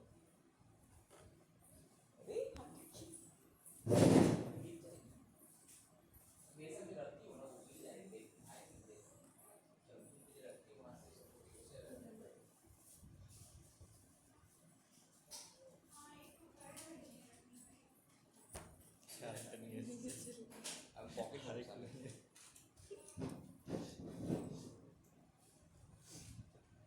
चलो, following exemptions and deductions set of carry forward losses not allowed for availing new tax regime। 115 BAC में अगर हम जाएंगे, ठीक है, तो उसमें ये सब जो तुमको बेनिफिट मिल रहा था इतना सारा चैप्टर का, हमको नहीं मिला। क्या क्या बेनिफिट नहीं मिलेगा, सैलरी चैप्टर से स्टार्ट करो। सैलरी चैप्टर में तुमको याद है लीव ट्रैवल कंसेशन जब तुमको मिल रहा था, तो तुमको एक एग्जामेशन मिल रहा था, तो वो एग्जामेशन नहीं मिलेगा। हाउस रेंट अलाउंसेस जब तुमको मिल रहा था, तो उसमें भी कुछ एग्जामेशन मिल रहा था, वो भी तुमको नहीं मिलेगा। Even children education allowances section 10(14) का जो other than those as may be prescribe for this purpose, ठीक है, ये सब तुमको children education allowance, hostel allowance etcetera तुमको नहीं मिलेगा। High one the following allowance is allowed, और जो ट्रांसपोर्टर का जो था अंधा वाला का जो था, ठीक है, उसके बाद ये वाला अलाउ है तुम्हारा, कन्वेंस अलाउंस अलाउ है, ऑफिस पर्पस का जितना तुम खर्चा किया था, ट्रैवलिंग अलाउंस अलाउ है, उस टाइम पे भी सैलरी चैप्टर में डिस्कस किए थे। डेली अलाउंस तुम्हारा अलाउ है। Further no exemption on perquisite और 50 रुपये जगह मील का था ना, पर डे का 50 रुपया, तो डेली का तुम्हारा हाथ उसका मेरे सोल्डर तोड़ना दो।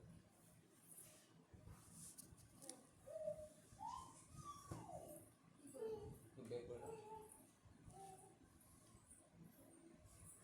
तो आप गेट तो बंद कर दो भाई अंदर से।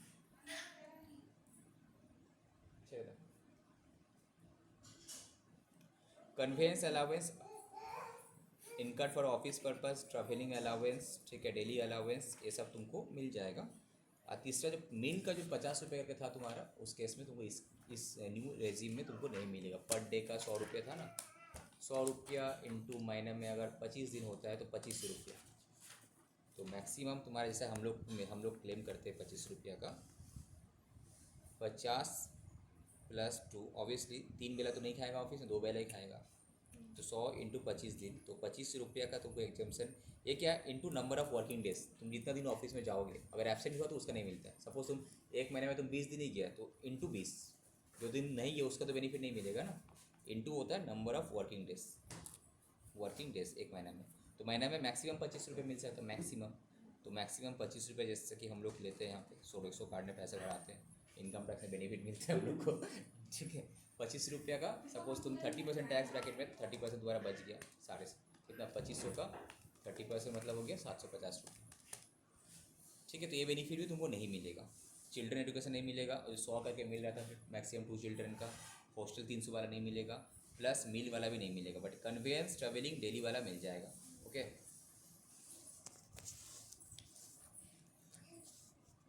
फिर कहाँ से लेके आए? अब देखो डेली अलाउंस का जो MP MLA का था, उसका भी एग्जेम्पशन था ना, कल ही हम लोग देखे थे, वहाँ पे भी जो मिल रहा था उसको नहीं मिलेगा। और MP MLA भी अगर इंडिविजुअल ही है ना, वो न्यू रेजिम में गया तो। उसके बाद माइनर चाइल्ड का जब इनकम क्लबिंग होता है, हम लोग देखे थे सेक्शन 1032 में 1500 का एग्जेम्पशन था, right, for each minor child, तो वो भी तुमको नहीं मिलेगा अगर तुम न्यू टैक्स रेजिम में जाते हो तो, ठीक है। तो अभी तक क्या क्या नहीं मिलेगा भाई? सैलरी चैप्टर में अगर जाएगा तो लीव ट्रैवल कंसेशन का नहीं मिलेगा, हाउस रेंट अलाउंस का नहीं मिलेगा, चिल्ड्रन एजुकेशन हॉस्टल अलाउंस नहीं मिलेगा, कन्वेंस ट्रैवलिंग डेली का मिल जाएगा, और 50 रुपये का जो मील का था वो भी नहीं मिलेगा।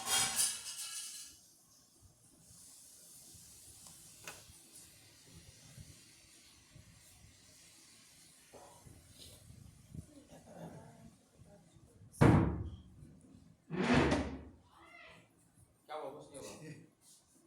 तुमको जब निकलना है बोलना पड़ जाएगा।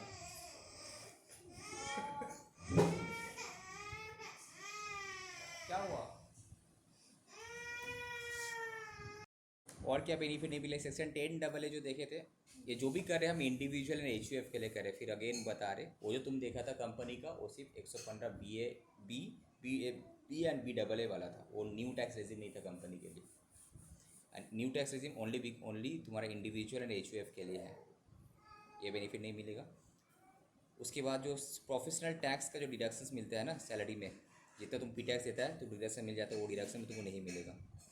अगर कोई सेंट्रल गवर्नमेंट एम्प्लॉय रहता है तो उसको इंटरटर्म अलाउंस मिलता है। इवन स्टैंडर्ड डिडक्शन अभी नहीं मिलता, but finance act next year से मिल जाएगा 50,000 का। अभी फ़िलहाल 50,000 का डिडक्शंस नहीं मिलेगा, बट नेक्स्ट ईयर से अमेंडमेंट लाया गया है, उसको मिल जाएगा। सैलरी चैप्टर में 50 का डिडक्शन मिलता है ना, तो अभी नहीं मिलेगा, नेक्स्ट ईयर से जब तुम्हारा फाइनेंस एक्ट 23 में हम लोग आएंगे उसमें मिल जाएगा। नेक्स्ट 24B क्या था? सेल्फ ऑक्यूपाइड प्रॉपर्टी था। सेल्फ ऑक्यूपाइड प्रॉपर्टी में हमको इंटरेस्ट ऑन लोन का डिडक्शन मिल रहा था ना, कितना? मैक्सिमम 2 लाख। 2 डिडक्शन भी तुमको नहीं मिलेगा। Deduction allowed for let out property के लिए तुम अनलिमिटेड डिडक्शन ले सकता है, इस केस में नहीं ले पाएगा, ओके। तो अगेन सैलरी में तुम्हारा LTC, house rent allowance, children hostel नहीं मिलेगा, कन्वेंस मिल जाएगा, ट्रैवलिंग मिल जाएगा, डेली मिल जाएगा, मील का नहीं मिलेगा, ठीक है। कुछ भी नहीं मिलेगा। वही तो, कुछ भी नहीं मिलेगा। तो तुमको क्या करना पड़ेगा? दोनों में कंपेयर करेगा जिसमें फ़ायदा। अभी क्या कैलकुलेटर बता, अभी इनकम टैक्स का वेबसाइट हम खोलेंगे, वहाँ पे देखना, वहाँ पे डेटा भरना तो ऑटोमेटिक कैलकुलेट कर देगा। तो जो फ़ायदा देख लो, उसके बाद तुम चूज़ कर लो। तुम्हारे पास जब तक रिटर्न फाइल नहीं करते तब तक तुम्हारे पास टाइम रहता है ऑप्ट करने का। 1032 का नहीं मिलेगा, एग्जाम्पशन नहीं मिलेगा, professional tax, entertainment allowance, standard deduction नहीं मिलेगा, but standard deduction new amendment में तुमको मिल जाएगा 50,000 का। इंटरेस्ट ऑन हाउसिंग लोन जो मिलता था सेल्फ ऑक्यूपाइड का, वो भी नहीं मिलेगा। लेट आउट वाला का मिलते रहेगा। नेक्स्ट एडिशनल डिप्रेशन, अगर तुम इंडिविजुअल हो तो तुम बिजनेस इनकम भी हो सकता है तुम्हारा, तो उसमें जो एडिशनल डिप्रेशन मिल रहा था 20% का न्यू प्लांट मशीनरीज के ऊपर, वो भी नहीं मिलेगा। सेक्शन 32AD वाला जो था एक्स्ट्रा, अगर तुम्हारा ये कहाँ पे वेस्ट बंगाल, बिहार, तेलंगाना वगैरह में है, तो वो भी जो मिल रहा था वो भी तुमको नहीं मिलेगा। उसके बाद तुम्हारा टी, कॉफ़ी, रबर बिजनेस में हो तो जितना तुम नवट का फंड में पैसे जमा करते हो, प्रॉफिट का जितना पैसा जमा करते हो उसका 40% डिडक्शन मिलता था, तो वो भी तुमको नहीं मिलेगा। तो यही वाला 20% था। ये तुम्हारा अगर कोई oil, petroleum, gas, natural gas का एक्सट्रैक्शन प्रोजेक्ट में अगर हम लोग है तो वहाँ पे 20% डिडक्शन मिलता था, वो भी नहीं मिलेगा। साइंटिफिक रिसर्च वगैरह का जो मिल रहा नहीं मिलेगा। नेशनल लेबोरेटरी, साइंटिफिक रिसर्च दोनों में नहीं मिले। 35AD का जो बिजनेस कर रहे थे 100% ऑफ कैपिटल एक्सपेंडिचर मिल रहा था एक्सेप्ट लैंड एंड गुडविल, तो वो भी नहीं मिलेगा। इसकी नोटिफाइड एग्रीकल्चर स्कीम का नहीं मिलेगा। फैमिली पेंशन का डिडक्शन, सपोज जो फैमिली पेंशन मिलता है जिसको भी मिलता है उसका 1/3 एग्जाम्शन था, तो वो एग्जाम्शन भी नहीं मिलेगा। अब आया था चैप्टर 6 का क्या क्या नहीं मिलेगा। Chapters deduction under any of the provision of chapter 6A नहीं मिलेगा, अदर देन ये, मतलब चैप्टर 6 का मैक्सिमम तुमको बेनिफिट नहीं मिलेगा जितना हम लोग किए थे। सिर्फ तुमको मिलेगा 80 CCD वाला, ये जो एम्प्लॉयर कंट्रीब्यूशन टू NPS, ठीक है, या फिर सेक्शन 80J AA वाला। पर बाकी जितना भी तुम्हारा था मेडिक्लेम से लेके LIC वगैरह जो किए थे 80C, 80D, 80D जितना सारा किए थे, वो किसी का भी तुम्हारा, इवन तुम्हारा जो बैंक इंटरेस्ट का जो इनकम है वो सब का जो डिडक्शन मिलता था, वो किसी का भी तुमको डिडक्शन नहीं मिलेगा। सिर्फ employer contribution to NPS and 80J AA वाला तुमको मिलेगा बस, ठीक है।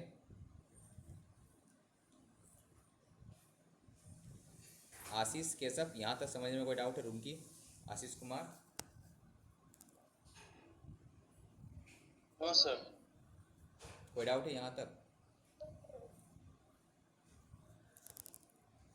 ये सब तुमको बेनिफिट नहीं मिलेगा न्यू टैक्स रेजिम में जाते, बिकॉज ऑलरेडी गवर्नमेंट तुमको इतना कम टैक्स रेट दे रहा है, तो बेनिफिट तुमको छीनेगा, इतना सारा बेनिफिट ले लेता है। एग्जाम में तुम लोग का क्वेश्चन आएगा तो सेम एक क्वेश्चन है, बोला कि न्यू टैक्स रेजिम में भी कैलकुलेट करो, ओल्ड टैक्स रेजिम में भी कैलकुलेट करो, तो तुमको ये चीज़ तो पूरा याद में रहना चाहिए कि क्या क्या नहीं मिलेगा बेनिफिट। अलग अलग चैप्टर वाइज हम लोग ऐसे भी किए थे, यहाँ पे एक जगह में दिया हुआ फॉर योर इजी अंडरस्टैंडिंग। अब आया था तीसरा sir, setup and carry forward of losses. Further total income shall be computed without setup of any loss। जो सेटअप एंड कैरी क्या कर रहे हो तुम तब से जो हम लोग विदाउट सेटअप एंड, अभी जो हम लोग लास्ट क्लास कुछ दिन पहले देखे थे सेटअप और कैरी फॉरवर्ड लॉसेस, वहाँ पे भी ये था कि अगर तुम न्यू टैक्स रेजिम में जाते हो तुम सेटअप नहीं कर सकते कोई लॉस का। कैरी फॉरवर्ड या फिर depreciation from any earlier assessment year, if such loss या depreciation is attributable to any of the deductions referred to in clause 1, 2, such loss depreciation referred to in clause 2(1) subsection 2 shall be deemed to have been given full effect to and no further deduction of such loss shall be allowed for every subsequent year। ये क्या बोले हमारा, रुको,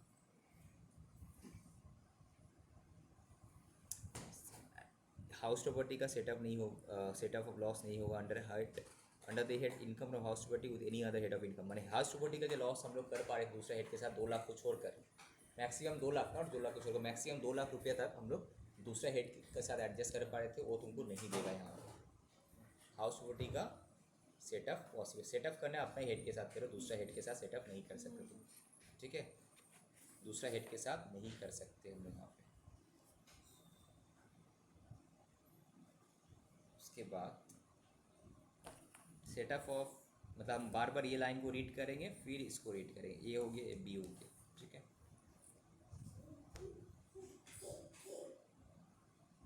without any exemptions या deductions for allowance या फिर perquisite by whatever name called provided under any other law for the time being in force. 1, 2, ये 5 number क्या चीज़ का बोल रहे हैं।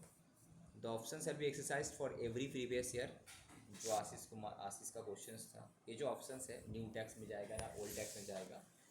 This option shall be exercise for every previous year along with the return of income where the individual HUF has no business income। अगर तुम्हारे पास business income नहीं है तो तुम हर साल तुम ऑप्शन चेंज कर सकते हो, कभी तुम ओल्ड में, कभी न्यू में, कभी न्यू में, कभी ओल्ड में कर सकते हो। अगर तुम्हारा कोई बिजनेस इनकम नहीं है, दैट इज़ अदर इनकम है, सैलरी है, हाउस प्रॉपर्टी है, अदर सोर्सेज से कैपिटल गेनर, बिजनेस इनकम नहीं है, तो तुम्हारे पास हर साल ये ऑप्शन है कि तुम रेजिम चेंज कर सकता है। बिजनेस हुआ तो बिजनेस है तो in other cases option shall be exercised on or before the due date of return under section 139, and once exercised for a previous year it shall be valid for that previous year and all the subsequent year। अगर तुम business हो, individual हो, but हम business करते हैं, ठीक है, in that case तुम अगर एक बार ओल्ड या फिर न्यू डिक्लेयर कर दिया कि न्यू में रहना है, तो तुम कंटिन्यूसली न्यू में तुमको रहने पड़ेगा, तुम्हारा दोबारा बैक करके नहीं आ सकता। Option can be withdrawn only once for a previous year other than the year in which it was exercised, and thereafter the person shall never be eligible to exercise। एक बार तुमको ऑप्शन देगा बस back करने का, एक बार। Option can be withdrawn only once, एक बार, for a particular previous year other than the year in which it was exercised। Suppose तुम इस साल एक्सरसाइज कर लिया ऑफ किया न्यू, अब तुम चाह रहे हैं अगले साल हम ये कर ले, तो कर सकते हैं एक बार, उसके बाद and thereafter the person shall never be eligible to exercise this option, उसके बाद तुमको नहीं मिलेगा। However such person ceases to have any income from business या फिर profession in which case the option under clause shall be available. अब क्या हुआ, सपोज एक बंदा था, उसका बिजनेस इनकम था, बट नेक्स्ट ईयर से हम बिजनेस इनकम नहीं है, तो इन दैट केस मेरा जो पहले वाला ऑप्शन क्या था, अगर किसी का बिजनेस इनकम नहीं होता, हर साल ऑप्शन चेंज कर सकते, उसमें वो आ जाएगा। अगर तुम्हारा बिजनेस इनकम है तो वंस एक बार तुम अगर ऑफ चूज़ कर लिया, तो उसके बाद मैक्सिमम और एक बार तुमको ऑप्शन देगा विड्रॉ करने का, उसके बाद कंटिन्यूसली हम, अगर बिजनेस इनकम सपोज 2 साल 3 साल हम थे बिजनेस इनकम में, 4 साल से हम नहीं है, तो तुम नॉर्मल वाला में फिर आ सकता है, फिर बिजनेस में गया तो फिर तुम्हारा वो तो कंटिन्यू नहीं होगा, फिर नहीं आ सकता। फिर तुम एक बार जो चूज़ किया, जब तक तुम बिजनेस में है तो फिर दोबारा नहीं कर सकता। So exercise of options under new regime क्या है, SSC not having business income, तो क्या करेगा, हर साल वो चूज़ कर सकता है option of new regime ABC वाला to be exercise at the time of return filing तक तुम्हारे पास टाइम रहता है, बता दो उस टाइम क्या करना है। तो option can be change every year at the time of return filing, हर साल तुम ऑप्शन चेंज कर सकता है, हर बार तुम कैलकुलेट करेगा, इनकम टैक्स कैलकुलेट में देखेगा कि किस में तेरा फायदा है, तुम उस हिसाब से तुम चूज़ कर लो। अगर तुम्हारा कोई बिजनेस इनकम नहीं है तो ठीक है, दैट इज बेनिफिट किसके लिए, सैलरीड पर्सन के लिए, इंडिविजुअल के लिए जिसका हाउस होल्ड इनकम है, उसके लिए फ़ायदा है, अदर्स उससे। पीजीपीपी छोड़। अगर तुम्हारा बिजनेस इनकम है, तुम्हारा टोटल इनकम में अगर बिजनेस इनकम है, तो तुमको ये ऑप्शन नहीं मिलेगा, एक ही बार तुम कर सकते हैं। Options of new regime to be exercised on और before due date of return filing through form 10IE submit करके, once exercised it is applicable for subsequent years also, only once in a life time, एक बार जीवन में, बार बार भी नहीं, एक बार। तुमने बोला था ना बीच में बिजनेस में गए फिर ये कर गए, वो भी बार बार नहीं, एक बार ही, once in a life time तुम्हारा पैन में option can be change to old regime and SSC shift कर सकता है नॉर्मल में, उसके बाद can never come back to the new regime में, दोबारा तुम नहीं आ सकते, न्यू से तुम ओल्ड में दोबारा आ सकते बट एक ही बार, उसके बाद अगेन तुम न्यू में नहीं जा सकते, ठीक है। न्यू रेजिम तुम जाने के लिए 10IE का थ्रू से जा सकते हैं, एक बार चले गए तो उसके बाद कंटिन्यूसली न्यू रेजिम में रहेंगे। अगर न्यू से ओल्ड में आ सकते हैं लाइफ में एक ही बार, उसके बाद न्यू में हम कभी नहीं जा सकते, ठीक है। पर यही वाला अगर हम बिजनेस इनकम में नहीं होते तो हर साल मेरे पास ऑप्शन था।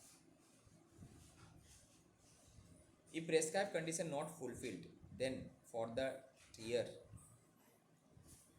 Option for new regime invalid हो जाएगा and assessee can again exercise option in next year for new regime के लिए। कोई भी कंडीशन अगर तुम नहीं फुलफिल कर पाया तो if prescribe condition not fulfilled then the for that year option for new regime invalid हो जाएगा फॉर ऑल सब्सिक्वेंट ईयर्स के लिए। अब हम आ जाते हैं मेन इस पे क्वेश्चन FAQ वगैरह में कुछ। तो न्यू रेजिम ओल्ड रेजिम समझ में आया कि नहीं समझ में आया? तुम लोगों का न्यू रेजिम ओल्ड रेजिम के ऊपर बुक में सम्स बहुत ही कम है ही नहीं, समझ लो, ठीक है। तुमको क्या करने पड़ेगा, गूगल में PDF बहुत सारा डाउनलोड मिल जाएगा, स्टडी मैट में भी नहीं है। स्टडी मैट में भी तुम्हारा नहीं है, एक दो सम्स होगा हार्डली, पर एग्ज़ाम में आजकल आने का काफ़ी ट्रेंड है, ठीक है। तो इसका ऊपर अच्छे से पढ़ने के बाद ये तो कुछ नहीं यार, सेम चीज़ जो तुम ओल्ड में करते थे न्यू में तुमको करना है, बस तुमको याद रखना है कौन सा मिलेगा कौन सा नहीं मिलेगा, बाकी तरीका तो सेम है। जैसे कि इस बार क्वेश्चन में आया था ओल्ड रेजिम न्यू रेजिम करके, बहुत किसी को दिक्कत हुआ है। Weather a winning from lottery is eligible for rebate under section 87A, question है ना। रिबेट में क्या बोलते हैं, 5 लाख तक तुम्हारा कोई इनकम नहीं होगा। तो सर अगर मेरा विनिंग फ्रॉम लॉटरी है तो क्या होगा? विनिंग फ्रॉम लॉटरी में तो हम लोग क्या देखे थे, डायरेक्टली तुम्हारा 30% रेट है, तो ये क्या आना चाहिए? For instance if a person mister x has only winning from lottery income 4 lakh, तो बोलेगा कि भाई 5 लाख से नीचे है तो मेरा तो ये हो जाना चाहिए, right. Where total income of the resident individual does not exceed करता है 5 लाख रुपये तक, then he is eligible for tax rebate of 100% of tax liability और 12,500 व्हिच एवर इज लोअर, जो हम लोग देखे 87A में, right. Now it is to be noted that all the income are eligible for rebate except जो अलग से जो टैक्सेबल जिसका होता है क्या, long term capital gain under section 112A is not eligible for rebate. अगर तुम कोई एसेट बेचा है, लॉन्ग टर्म कैपिटल गेन हुआ 112A वाला, ठीक है, तो वहाँ पे तुम्हारा उसका रिबेट नहीं मिलेगा, उसको तो तुमको टैक्स देने पड़ेगा जो भी तुम्हारा रेट था 10% वाला।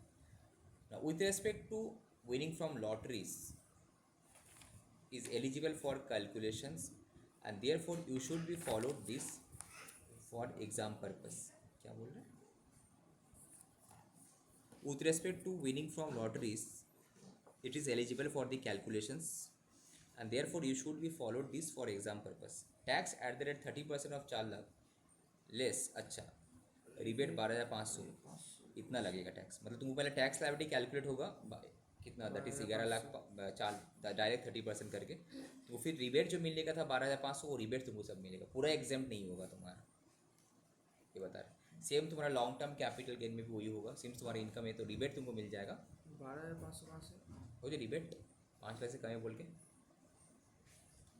वहाँ पे तो कितने रिबेट जो कैलकुलेट हुआ है वो तो 5% के ऊपर कैलकुलेट हुआ ना, यहाँ तो 30% तुम थाम रहे हो, तो बस ये तुमको थोड़ा सा बेनिफिट मिला 12,500 का।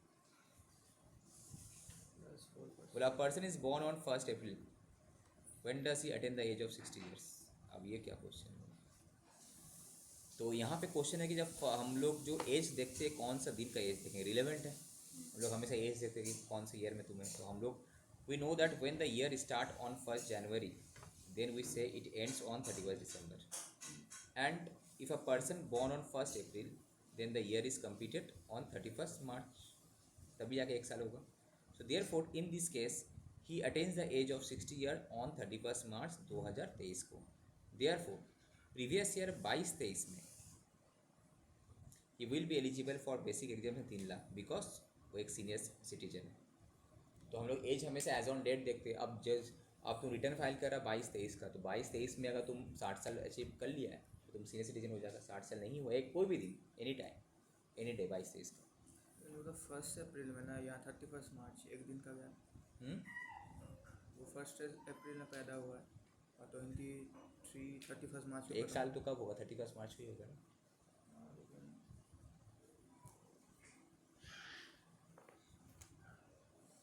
अब ये वाला क्वेश्चन, सपोज तुम्हारे पास सैलरी इनकम है 4.5 लाख, एग्रीकल्चर इनकम है 60,000, तो टैक्स कैलकुलेट करो। कैसे कैलकुलेट करना है? तो सबसे पहले मेरा टोटल इनकम कितना है 4.5 लाख प्लस 6 लाख मिला के मेरा आ रहा है 5,10,000। पहले हम टैक्स ऑन 5,10,000 पूरा कैलकुलेट करेंगे, राइट। कितना आ रहा है? 14,500 टैक्स। अब एग्रीकल्चर इनकम जिसमें घुसा हुआ है उसके ऊपर टैक्स कितना है? 5 मारो, 60,000 के ऊपर 5%, दैट इज़ 3,000। तो नेट टैक्स कितना हुआ तुम्हारा? 11,500। अब तुमको रिबेट कितना मिलेगा मैक्सिमम टैक्स लायबिलिटी, या फिर 12,500 व्हिचएवर इज लोअर तो whichever lower. Agriculture income is हियरली added for rebate rate purpose, rate निकालने के लिए, जो लास्ट क्लास में लोग कहते हैं ना, वहाँ पे रेट निकालने के लिए करते हैं, बस वही। And for rebate we consider the total income, since total income कितना है therefore rebate is allowed. Total income कितना है? Total income after chapter 6 as 4.5 lakh है, तो उसको रिबेट वहाँ पे मिल जाएगा। बिकॉज एग्रीकल्चर इनकम क्या हुआ? क्या हुआ?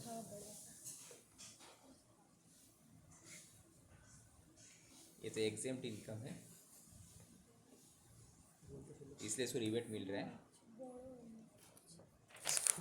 ये रिबेट मिल रहा है बिकॉज इसका इनकम, ये एग्जाम इनकम है 4.5 लाख है, तो दैट इज 5 लाख से कम है। बट जब टैक्स रेट कैलकुलेट करेंगे तब तो एग्जाम इनकम लेके कैलकुलेट करते हैं, एग्रीकल्चर वाला केस में जो हम लोग देखे थे।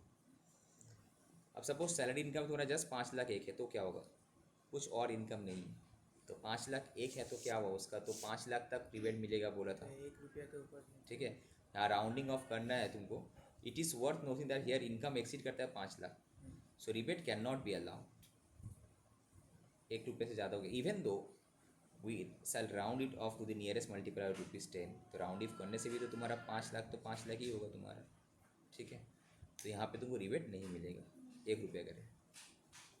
1 रुपया तुम्हारा इनकम अगर ज़्यादा हो गया तो 12,500 रुपये टैक्स लग जाएगा। अब मेन हम क्वेश्चन बैंक में आ जाते हैं। ठीक है, कि how to calculate tax liability, एक एक करके देखो। ये 48 लाख तो सिंपली तुमको स्लैब रेट जो हम डिस्कस किए, चाहे वो न्यू हो चाहे ओल्ड हो, उसी स्लैब रेट में फेंकना है, कैलकुलेट करना है, हो जाएगा ये वाला। ये 48 लाख सरचार्ज तो एप्लीकेबल नहीं होगा बिकॉज 50 से कम है, तो स्लैब रेट में जस्ट फेंकना है, निकाल लेना है। अलग अलग केस में अलग अलग एज होगा, तो उस ओल्ड में 3 स्लैब होगा, न्यू में 1 ही स्लैब में हो जाएगा तुम्हारा। इसका भी हो जाएगा 28 लाख वाला का भी। अब सपोज हम मेन क्वेश्चन नंबर 3 बोलते हैं, compute the tax liability of Shri Krishna with the following incomes. क्या क्या इनकम है इसके पास, एक है सैलरी इनकम है, हाउस प्रॉपर्टी इनकम है, STCG वाला इनकम है, LTCG वाला इनकम है, विनिंग फ्रॉम लॉटरीज वाला इनकम है। ये न्यू और ओल्ड दोनों में तो सेम है तुम्हारा, न्यू और ओल्ड का कैलकुलेशन करके सपोज ये दे दिया है। ठीक है, अब तुमको सिर्फ और सिर्फ निकालना है टैक्स लायबिलिटी। तो सबसे पहले हम क्या टोटल इनकम यहाँ पे जोड़ेंगे, मेरा आएगा टोटल इनकम इतना आ रहा है, सब कुछ माइनस करने के बाद एग्जेम्पशन डिडक्शन फिडक्शन सब कुछ। अब इसमें से कुछ में स्लैब रेट होगा, कुछ में फिक्स रेट होगा। कौन सा में फिक्स रेट होगा बोलो तो, बोलो। जैसे कि विनिंग फ्रॉम लॉटरीज, इसमें एकदम डायरेक्टली तुम्हारा 30% लगेगा। ठीक है, उसका लॉन्ग टर्म कैपिटल के नॉन बिल्डिंग कितना 20% लगेगा, राइट। यही वाला का शेयर्स एंड सिक्योरिटीज़ होता तो 10% लगता, वो भी 1 लाख के ऊपर। STCG सब्जेक्ट टू STT यहाँ पे कितना 15% लगेगा। तो करना कैसे, तो तुमको टोटल इनकम निकालना है तुमको।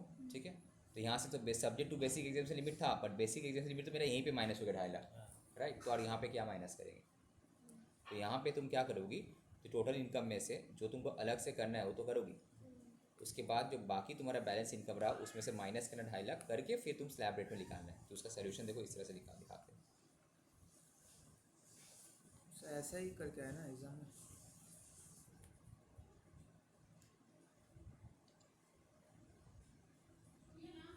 बोलो,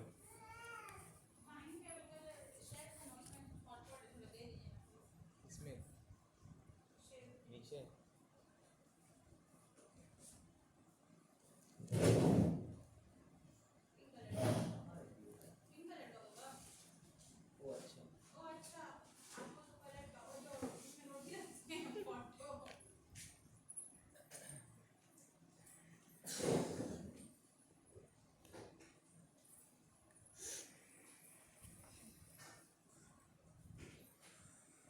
देखो क्वेश्चन नंबर 3 देखो, दिख रहा है स्क्रीन। ये तुम्हारा टैक्स लायबिलिटी कैलकुलेट करना है।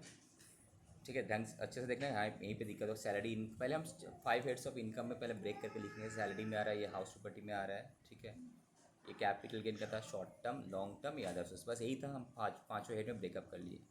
अब इसमें से जो डिडक्शंस चैप्टर 6 वगैरह होता तो हम करते, यहाँ पे है नहीं तो हम नहीं कर पा रहे। ठीक है, अब सपोज अब डायरेक्ट बोला है, जब तुम्हारा लॉन्ग क्वेश्चन अभी कराएंगे 1-2 तो वहाँ पे देखना कि पूरा कंप्लीट सम्स आता है। तो अब टैक्स निकालने के लिए बोला है, तो 39 लाख में से पूरा तो यहाँ पे कंसीडर थोड़ी करेंगे हम, कुछ तो स्पेशल में जाएगा। कौन सा, लॉन्ग टर्म कैपिटल गेन 20% में 2 लाख, बाकी 3 लाख 15% में, और कुछ था ये था विनिंग फ्रॉम लॉटरीज। तो टोटल कितना हुआ तुम्हारा 7 लाख ना, कितना हुआ 7 लाख। इसका 7 लाख हुआ ना टोटल इनकम। इसका मतलब मेरे से टोटल इनकम हो रहा था तुम्हारा 39 लाख, उसमें से तो 7 लाख तो स्पेसिफिक रेट पे टैक्स होगा। ठीक है, तो अब यहाँ पे जो स्लैब रेट में बाकी जो है मेरा स्लैब रेट में टैक्स होगा। ये जो बैलेंस है तुम्हारा, समझ में आया? तो स्पेसिफिक टैक्स रेट जो है उसको तुम पहले अलग कर लो। अब बैलेंस जो तुम्हारा आ रहा है, ये माइनस करके जो बैलेंस आ रहा है मेरा, वो स्पेशल रेट पे होगा। तो अज्यूमिंग कि लेस देन 60 ईयर वाला होगा एंड ये ओल्ड टैक्स में होगा। न्यू होगा तो यहाँ बगल में न्यू कर लेंगे हम, क्या है, ठीक है। ओल्ड आता तो न्यू भी आ जाएगा, सेम फंडा तो सेम है। अप टू 2.5 लाख नील, 2.5 लाख से फिर 5 लाख तक जो गैप हो रहा है 5%, 12,500। 5 लाख से तुम्हारा इनकम देख लेना, क्या 10 से ऊपर है ओके, तो फुल आएगा। तो 5 से 10 1 लाख 20% करके। अगेन 10 लाख के ऊपर जो आ रहा है 22 लाख, उसके बाद 30% करके। ये सेम चीज़ अगर बोलता न्यू टैक्स रेजिम में, तो न्यू टैक्स रेजिम कैसे कैलकुलेट करते हैं? वो यहाँ जो पे तो इतना कुछ सर भी नहीं बोला है। कुछ नहीं बोला, एग्जाम में बता देगा। ये ऐसे ही तुम्हारा कंसेप्ट बिल्डिंग का क्वेश्चन है, ठीक है। एग्जाम में बता देगा, तो यहाँ पे हमको सेम चीज़ क्या करना है, हमको न्यू टैक्स रेजिम के हिसाब से कर देंगे यहाँ पे। और इनकम 50 लाख से कम है तो सरचार्ज तो आएगा नहीं। ये तुम्हारा अल्टीमेटली इनकम टैक्स आया 9,17,500। अब इसके ऊपर और 4% टैक्स लग जाएगा, तो ये this is your total tax liability, ठीक है। समझ में आ रहा है?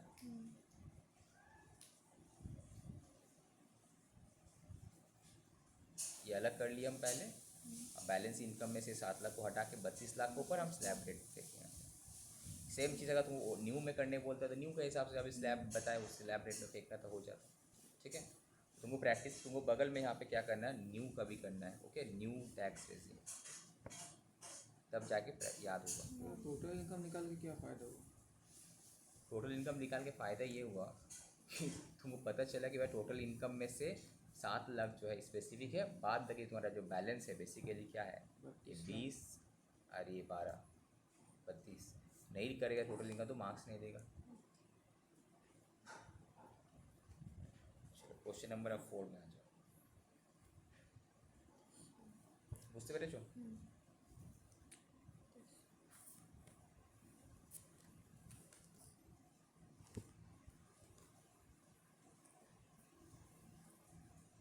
क्वेश्चन नंबर 4, इसका देखो क्वेश्चन नंबर 4 में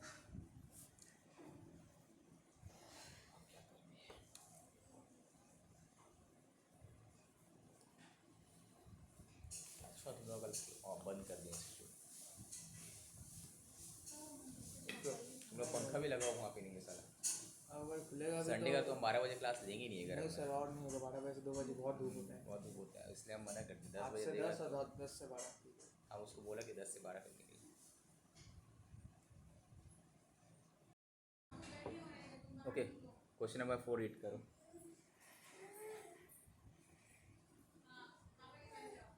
हाँ जी, सैलरी इनकम भी है तुम्हारा क्वेश्चन में, हाउस प्रॉपर्टी इनकम भी है, बिजनेस इनकम भी है, कैपिटल गेन भी है। बिल्डिंग है तो कितना परसेंट होगा, 20।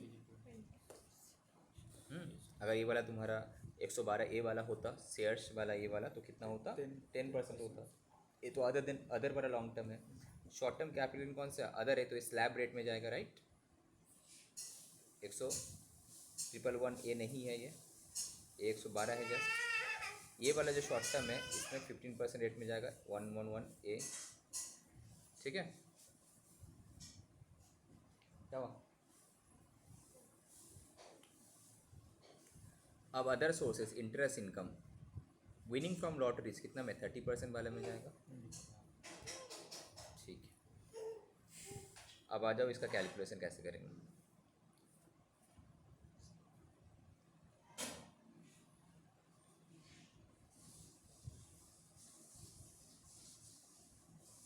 एक चीज़ यहाँ पे नोटिस करो कि अगर तुम्हारा क्वेश्चन में सपोज बहुत सारा इनकम है तो अलग बात है, अगर नहीं होता तो 111 ए का जो तुम्हारा एग्जाम्पशन मिलता है ना शॉर्ट टर्म वाला का, it is subject to basic exemption limit. Suppose तुम्हारा सिर्फ यही इनकम होता, short term capital gain from sale of shares and mutual fund, तो तुम्हारा 2.5 लाख 3 लाख 5 लाख को एग्जाम्पशन मिलने के बाद वो मिलता, उसके बाद 15% रेट में टैक्स लगता। बेसिक एग्जाम्पशन लिखा तो उसके बाद आएगा। बट सिंस तुम्हारा क्वेश्चन में तो अदर इनकम भी है तो ज़्यादा हो जा रहा है ना, तो इसलिए पहले उसको कटाने के बाद ही तुमको इसमें देना, इस पर ये लास्ट में आएगा तुम्हारा। सेम तुम्हारा देखो ये जो लॉन्ग टर्म कैपिटल अभी लग रहा है 20% करके, it is also subject to maximum exemption limit. But तुम्हारा क्वेश्चन में 2.5 लाख तो ऐसे ही यूज़ हो जा रहा है उसका केस अदर इसमें। सेम 112 ए का जो है 10%, ये भी subject to maximum exemption limit suppose तुम्हारा। बट ये जो ओनली है winning from lottery without maximum exemption limit, ये डायरेक्ट एकदम 30% लगेगा। बाकी लॉन्ग टर्म शॉर्ट टर्म जो भी रहा it was subject to basic exemption limit, याद रहे।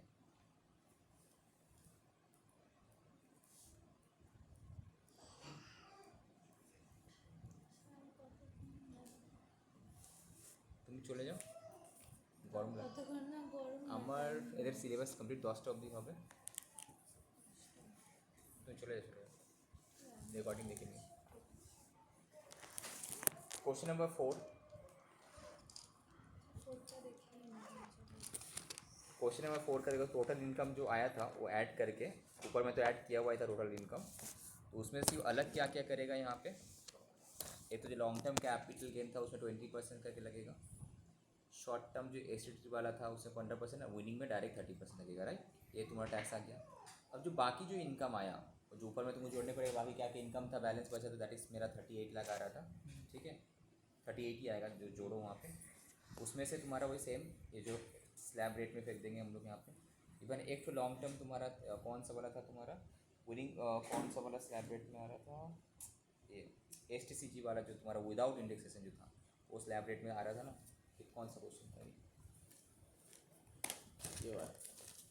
अगर तुम लोग सबके पास क्वेश्चन है, देखो क्या क्या ऐड हो रहा है। 15 लाख ऐड हो रहा है, सैलरी ऐड हो रहा है, ये फिर तुम्हारा हाउस प्रॉपर्टी ऐड होगा, ऑब्वियसली PGPP बिजनेस ऐड होगा, फिर तुम्हारा जो है STCG जो ऑन बिल्डिंग है 3 लाख वो ऐड होगा, राइट।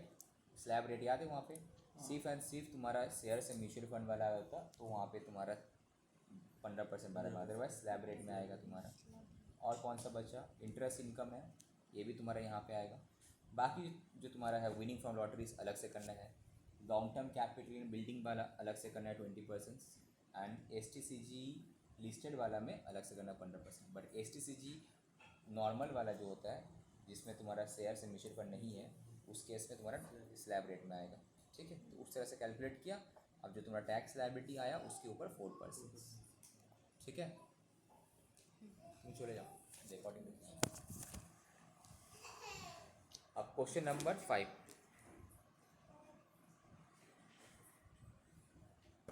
हाँ ये क्वेश्चन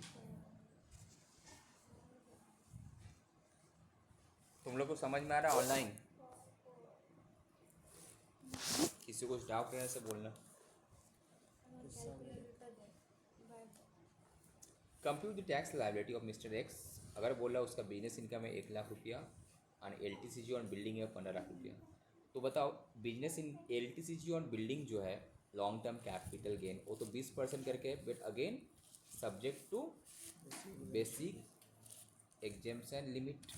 तो मेरा टोटल इनकम 16 लाख है, तो 16 लाख में से तो 1 लाख का एग्जेम्पशन यहाँ मिल गया, अभी भी 1.5 लाख का एग्जेम्पशन मिल गया, दैट इज 15 लाख से माइनस करेंगे 1,50,000, उसके बाद जो इनकम आएगा 2.5 लाख तक एग्जाम है ना, नॉर्मल अगर एज लिमिट लेके चलते हैं तो बाकी के ऊपर तुम्हारा 20% करके लगेगा। समझ में आया? क्वेश्चन नंबर 5 ये देखो, ये तुम्हारा बिजनेस इनकम था, टोटल तुम्हारा 16 लाख आ रहा है, ओके। अब तुम बोलेगा सर कैसे कैलकुलेट करें सर, ऑन नॉर्मल रेट पे ऑन रुपीज़ 1 लाख तो नील है, बट LTCG है, अगेन LTCG स्लैब रेट में नहीं आएगा, but it is subject to basic exemption limit. Total 2.5 lakh मिलना चाहिए था ना, तो 1 लाख यहाँ मिला, बाकी 1.5 लाख यहाँ मिल जाएगा, तो उसके ऊपर होगा, बाद में तुम उसके ऊपर फिर शेष ये करो, ठीक है। बुझते পারছো?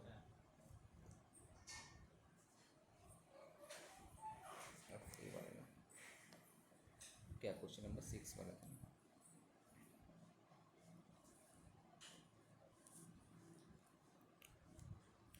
अब देखो क्वेश्चन नंबर 6, ये आशीष, केशव, रोहित, अर्चना, तुम लोग को समझ में आ रहा है तो रूम की?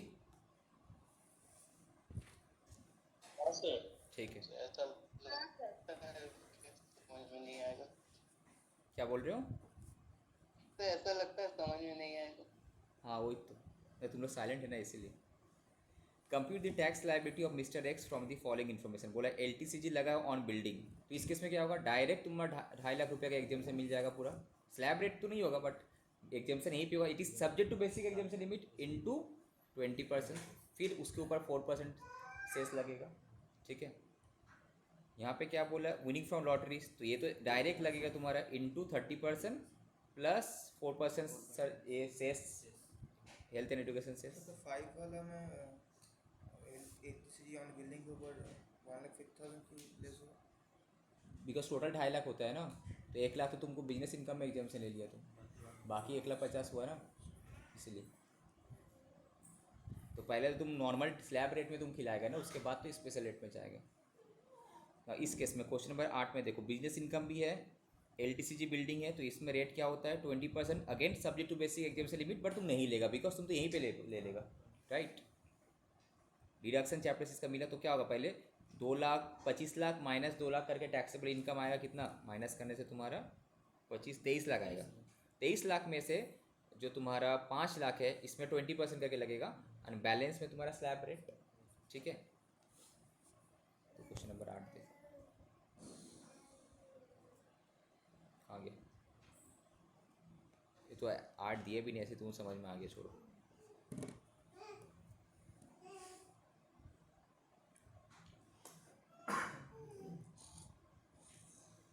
Question number 9, LTCG on building है 10 लाख, तो ये तो डायरेक्ट 20% लगेगा, again subject to basic exemption limit, अगर कुछ है तो माइनस करेंगे, डिडक्शन 70,000 है, ठीक है।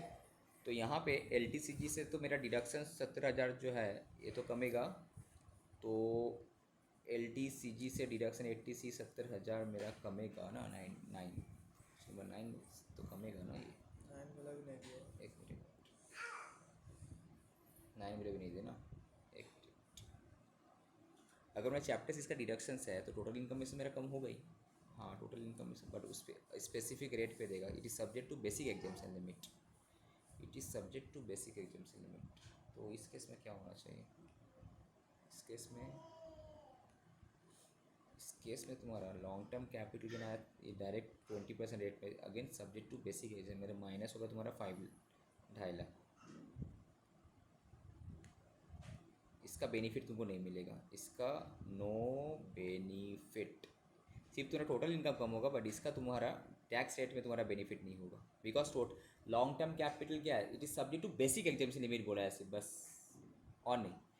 बिल्डिंग था, बिल्डिंग में जो तुम्हारा कैपिटल गेन चैप्टर का जो एग्जाम्शन होता है वो तुम ले सकता है, अगर it is subject to basic exemption limit, तो तुम्हारे 10 लाख में डायरेक्ट माइनस करना 2.5 लाख उसके ऊपर इंटू 20%, अब प्लस 4%, ये जो 70,000 का है बस टोटल इनकम में तुम्हारा कम होगा, बट टैक्स लायबिलिटी कैलकुलेशन से कोई बेनिफिट नहीं मिलेगा तुमको, इसको समझ में आया ये वाला। क्वेश्चन नंबर 9,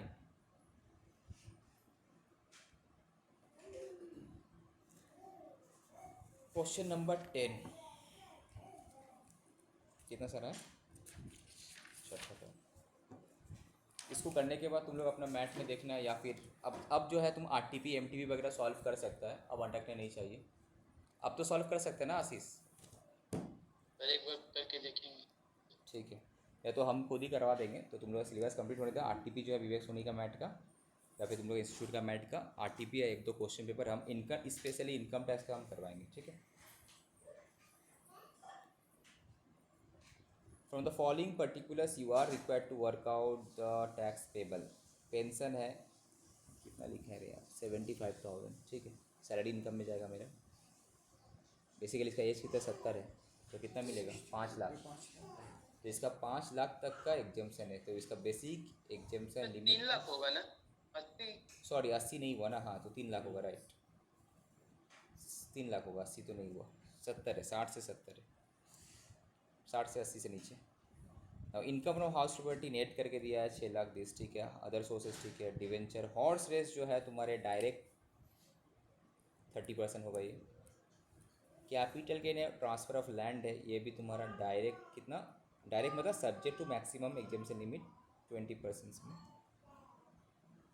तो यहाँ पे तो तुम्हारा जो अदर सोर्सेज वगैरह वहाँ पे तो बेसिक एग्जाम्शन लिमिट तो ऊपर ही खा जाएगा, तो ये डायरेक्ट ही तुम्हारा लगेगा, ये और ये डायरेक्ट हो जाएगा, डायरेक्ट तो ऊपर ही खा जाएगा मेरा, ठीक है।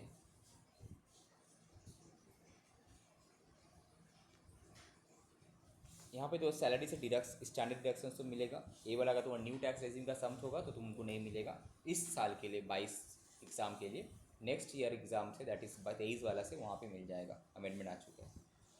और जब भी तुम्हारा क्वेश्चन में सैलरी का कुछ लेटर दिया हुआ रहेगा, अगर कंप्यूटेड वर्ड नहीं लिखा हुआ तो अज्यूम करना है कि तुम्हारा स्टैंडर्ड डिडक्शन नहीं माइनस किया, तो माइनस होगा, ये तो ठीक है, ये भी ठीक है, अदर सोर्सेस आ गया, तो तुम्हारा टोटल इनकम जो आ रहा है GTI जिसको हम लोग बोलते हैं 6,99,000, इसमें से हो सकता था कि चैप्टर 6 रहता तो माइनस करते हम लोग।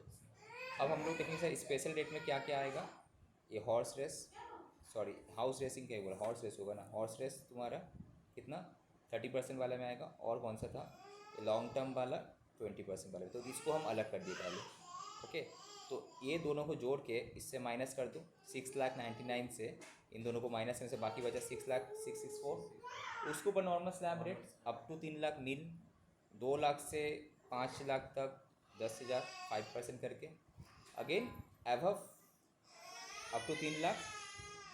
उसके बाद तुम्हारा 3 लाख से 5 लाख होगा, नॉट गलत, ये 3 लाख से 5 लाख होगा, और ये 5 लाख से जो बैलेंस है तुम्हारा 664 तक। तो टोटल टैक्स ये और ये मिला के आ रहा 10। अब इसके ऊपर सरचार्ज लग जाएगा। और तुम्हारा क्वेश्चन में अगर सरचार्ज बोल ले, हेल्थ एंड एजुकेशन से, तुम्हारा क्वेश्चन में जहाँ पे भी 50 लाख से ऊपर इनकम आएगा तो सरचार्ज 10% टैक्स के ऊपर और ऐड होगा, टैक्स के ऊपर ऐड होगा।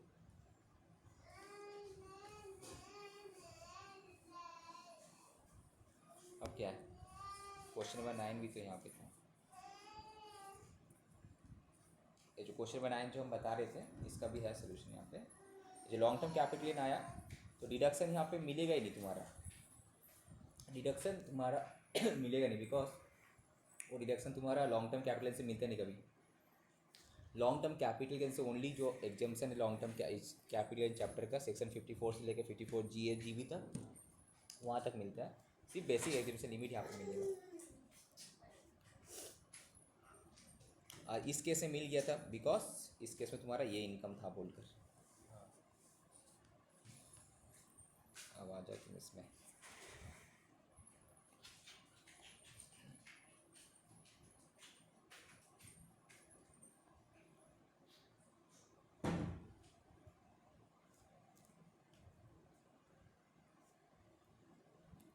Compute the tax liability of mister x Mrs x from the following informations.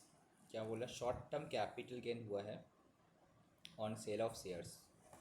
तो short term capital gain acidity लगा है तो कितना टैक्स होगा, 100%, राइट, 100% ना। अदरवाइज स्लैब रेट होता, अदरवाइज स्लैब रेट होता। अगर एसिडिटी नहीं होता, नॉर्मल होता तो स्लैब रेट होता। बिजनेस इनकम है तो नॉर्मल का इसमें आ जाएगा। तो यहाँ पे अब प्रॉब्लम क्या है, तुम्हारा 90,000 है, 6,50,000 है, टोटल इनकम तुम्हारा कितना हुआ, 7,40,000। अब वो डिडक्शन भी 80 GGC का, 80C का डिडक्शन तुमको मिल जाएगा 90 से, ठीक है। अब सर 80 GGC क्या है, कम पॉलिटिकल कंट्रीब्यूशन है 60,000। तो उस केस में क्या तुमको इससे कुछ बेनिफिट मिलेगा, it is subject to exemption मिलता है। तुम्हारे पास कुछ इनकम यहाँ पे रहता है तो ये 6,50,000 से तुम तो एग्जाम्पशन नहीं क्लेम कर सकते ना। तो यहाँ पे 6,50,000 से तो मैक्सिमम जो बेसिक एग्जाम्पशन लिमिट होता है 2.5 लाख का, उसमें तुम इतना यहाँ पे यूज़ किया, पहले देख लेना पड़ेगा। बैलेंस यहाँ पे माइनस है, तुम डायरेक्ट निकालो यहाँ पे इस तरह से। देखो तुम्हारा 90,000 इनकम है, ये टोटल इनकम है 7,40,000, ओके। अब 80C एंड 80 GG मिला के कितना होता है, 1,30,000। बट मेरा इनकम ही कितना है, 90,000। तो क्या हम 1,30,000 पूरा लेके आ सकते हैं, नो, मैक्सिमम 90,000 ही ले सकते हैं। बिकॉज तुमको पता है कि शॉर्ट टर्म कैपिटल गेन तो डायरेक्टली टैक्सेबल है, ओनली बस बेसिक एग्जाम्पशन लिमिट उससे माइनस होगा। Since deduction under chapter 6 is allowed from business income but not from short term capital gain, तो मैक्सिमम तो उतना ही मिलेगा, 90,000 ही मिलेगा, राइट। तो तुम्हारा ठीक है, बिजनेस इनकम से तुम्हारा टैक्स लायबिलिटी पूरा नील हो गया। चल, तो टोटल इनकम मेरा जस्ट वही बचा, क्या, शॉर्ट टर्म कैपिटल गेन। तो उससे मैक्सिमम क्या 2.5 लाख का एग्जाम्पशन ही मिलेगा। अब उसके ऊपर 15% प्लस उस टैक्स के ऊपर 4%, टैक्स के ऊपर सरचार्ज तक, ये वाला हेल्थ एंड एजुकेशन से लगता है, ओके। समझ में आई वाला। सर ये 2.5 लाख वाला वो स्लैब रेट है ना, पहला जो 2.5 लाख तक नहीं हाँ, इट इज सब not slab rate, is subject to basic exemption limit, not nil कहाँ दिख रहा है तुमको, ये वाला तो क्वेश्चन नंबर 11 का बात कर रहे हैं। हाँ सर वही वाला। ये तो need subject to basic exemption limit, slab rate नहीं है इसमें, स्लैब रेट थोड़ी होता है, डायरेक्ट 15% रेट है ना। 2,50,000 जो माइनस किया, वो तो बेसिक एग्जाम्पशन लिमिट माइनस किए, वो तो हमेशा होगा तुम्हारा, बिकॉज तुम्हारा और कोई इनकम है नहीं, तो बेसिक एग्जाम्पशन लिमिट तुमको मिलेगा 2.5 लाख का, ठीक है।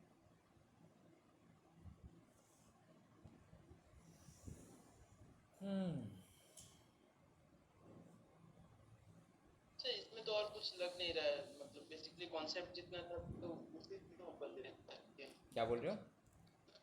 तो ये तो जो आप कॉन्सेप्ट पढ़ा है उसी के ऊपर बेस करके डालता हूँ। हाँ वही हम भी देख रहे हैं, कुछ एक्स्ट्रा तो कुछ है नहीं।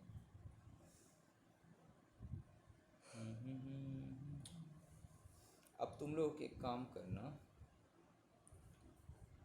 अब तो कर लेगा ये सब। यस सर, एकदम हो जाएगा। इसका तो सॉल्यूशंस वगैरह भी दिया हुआ है, रिलीफ को इग्नोर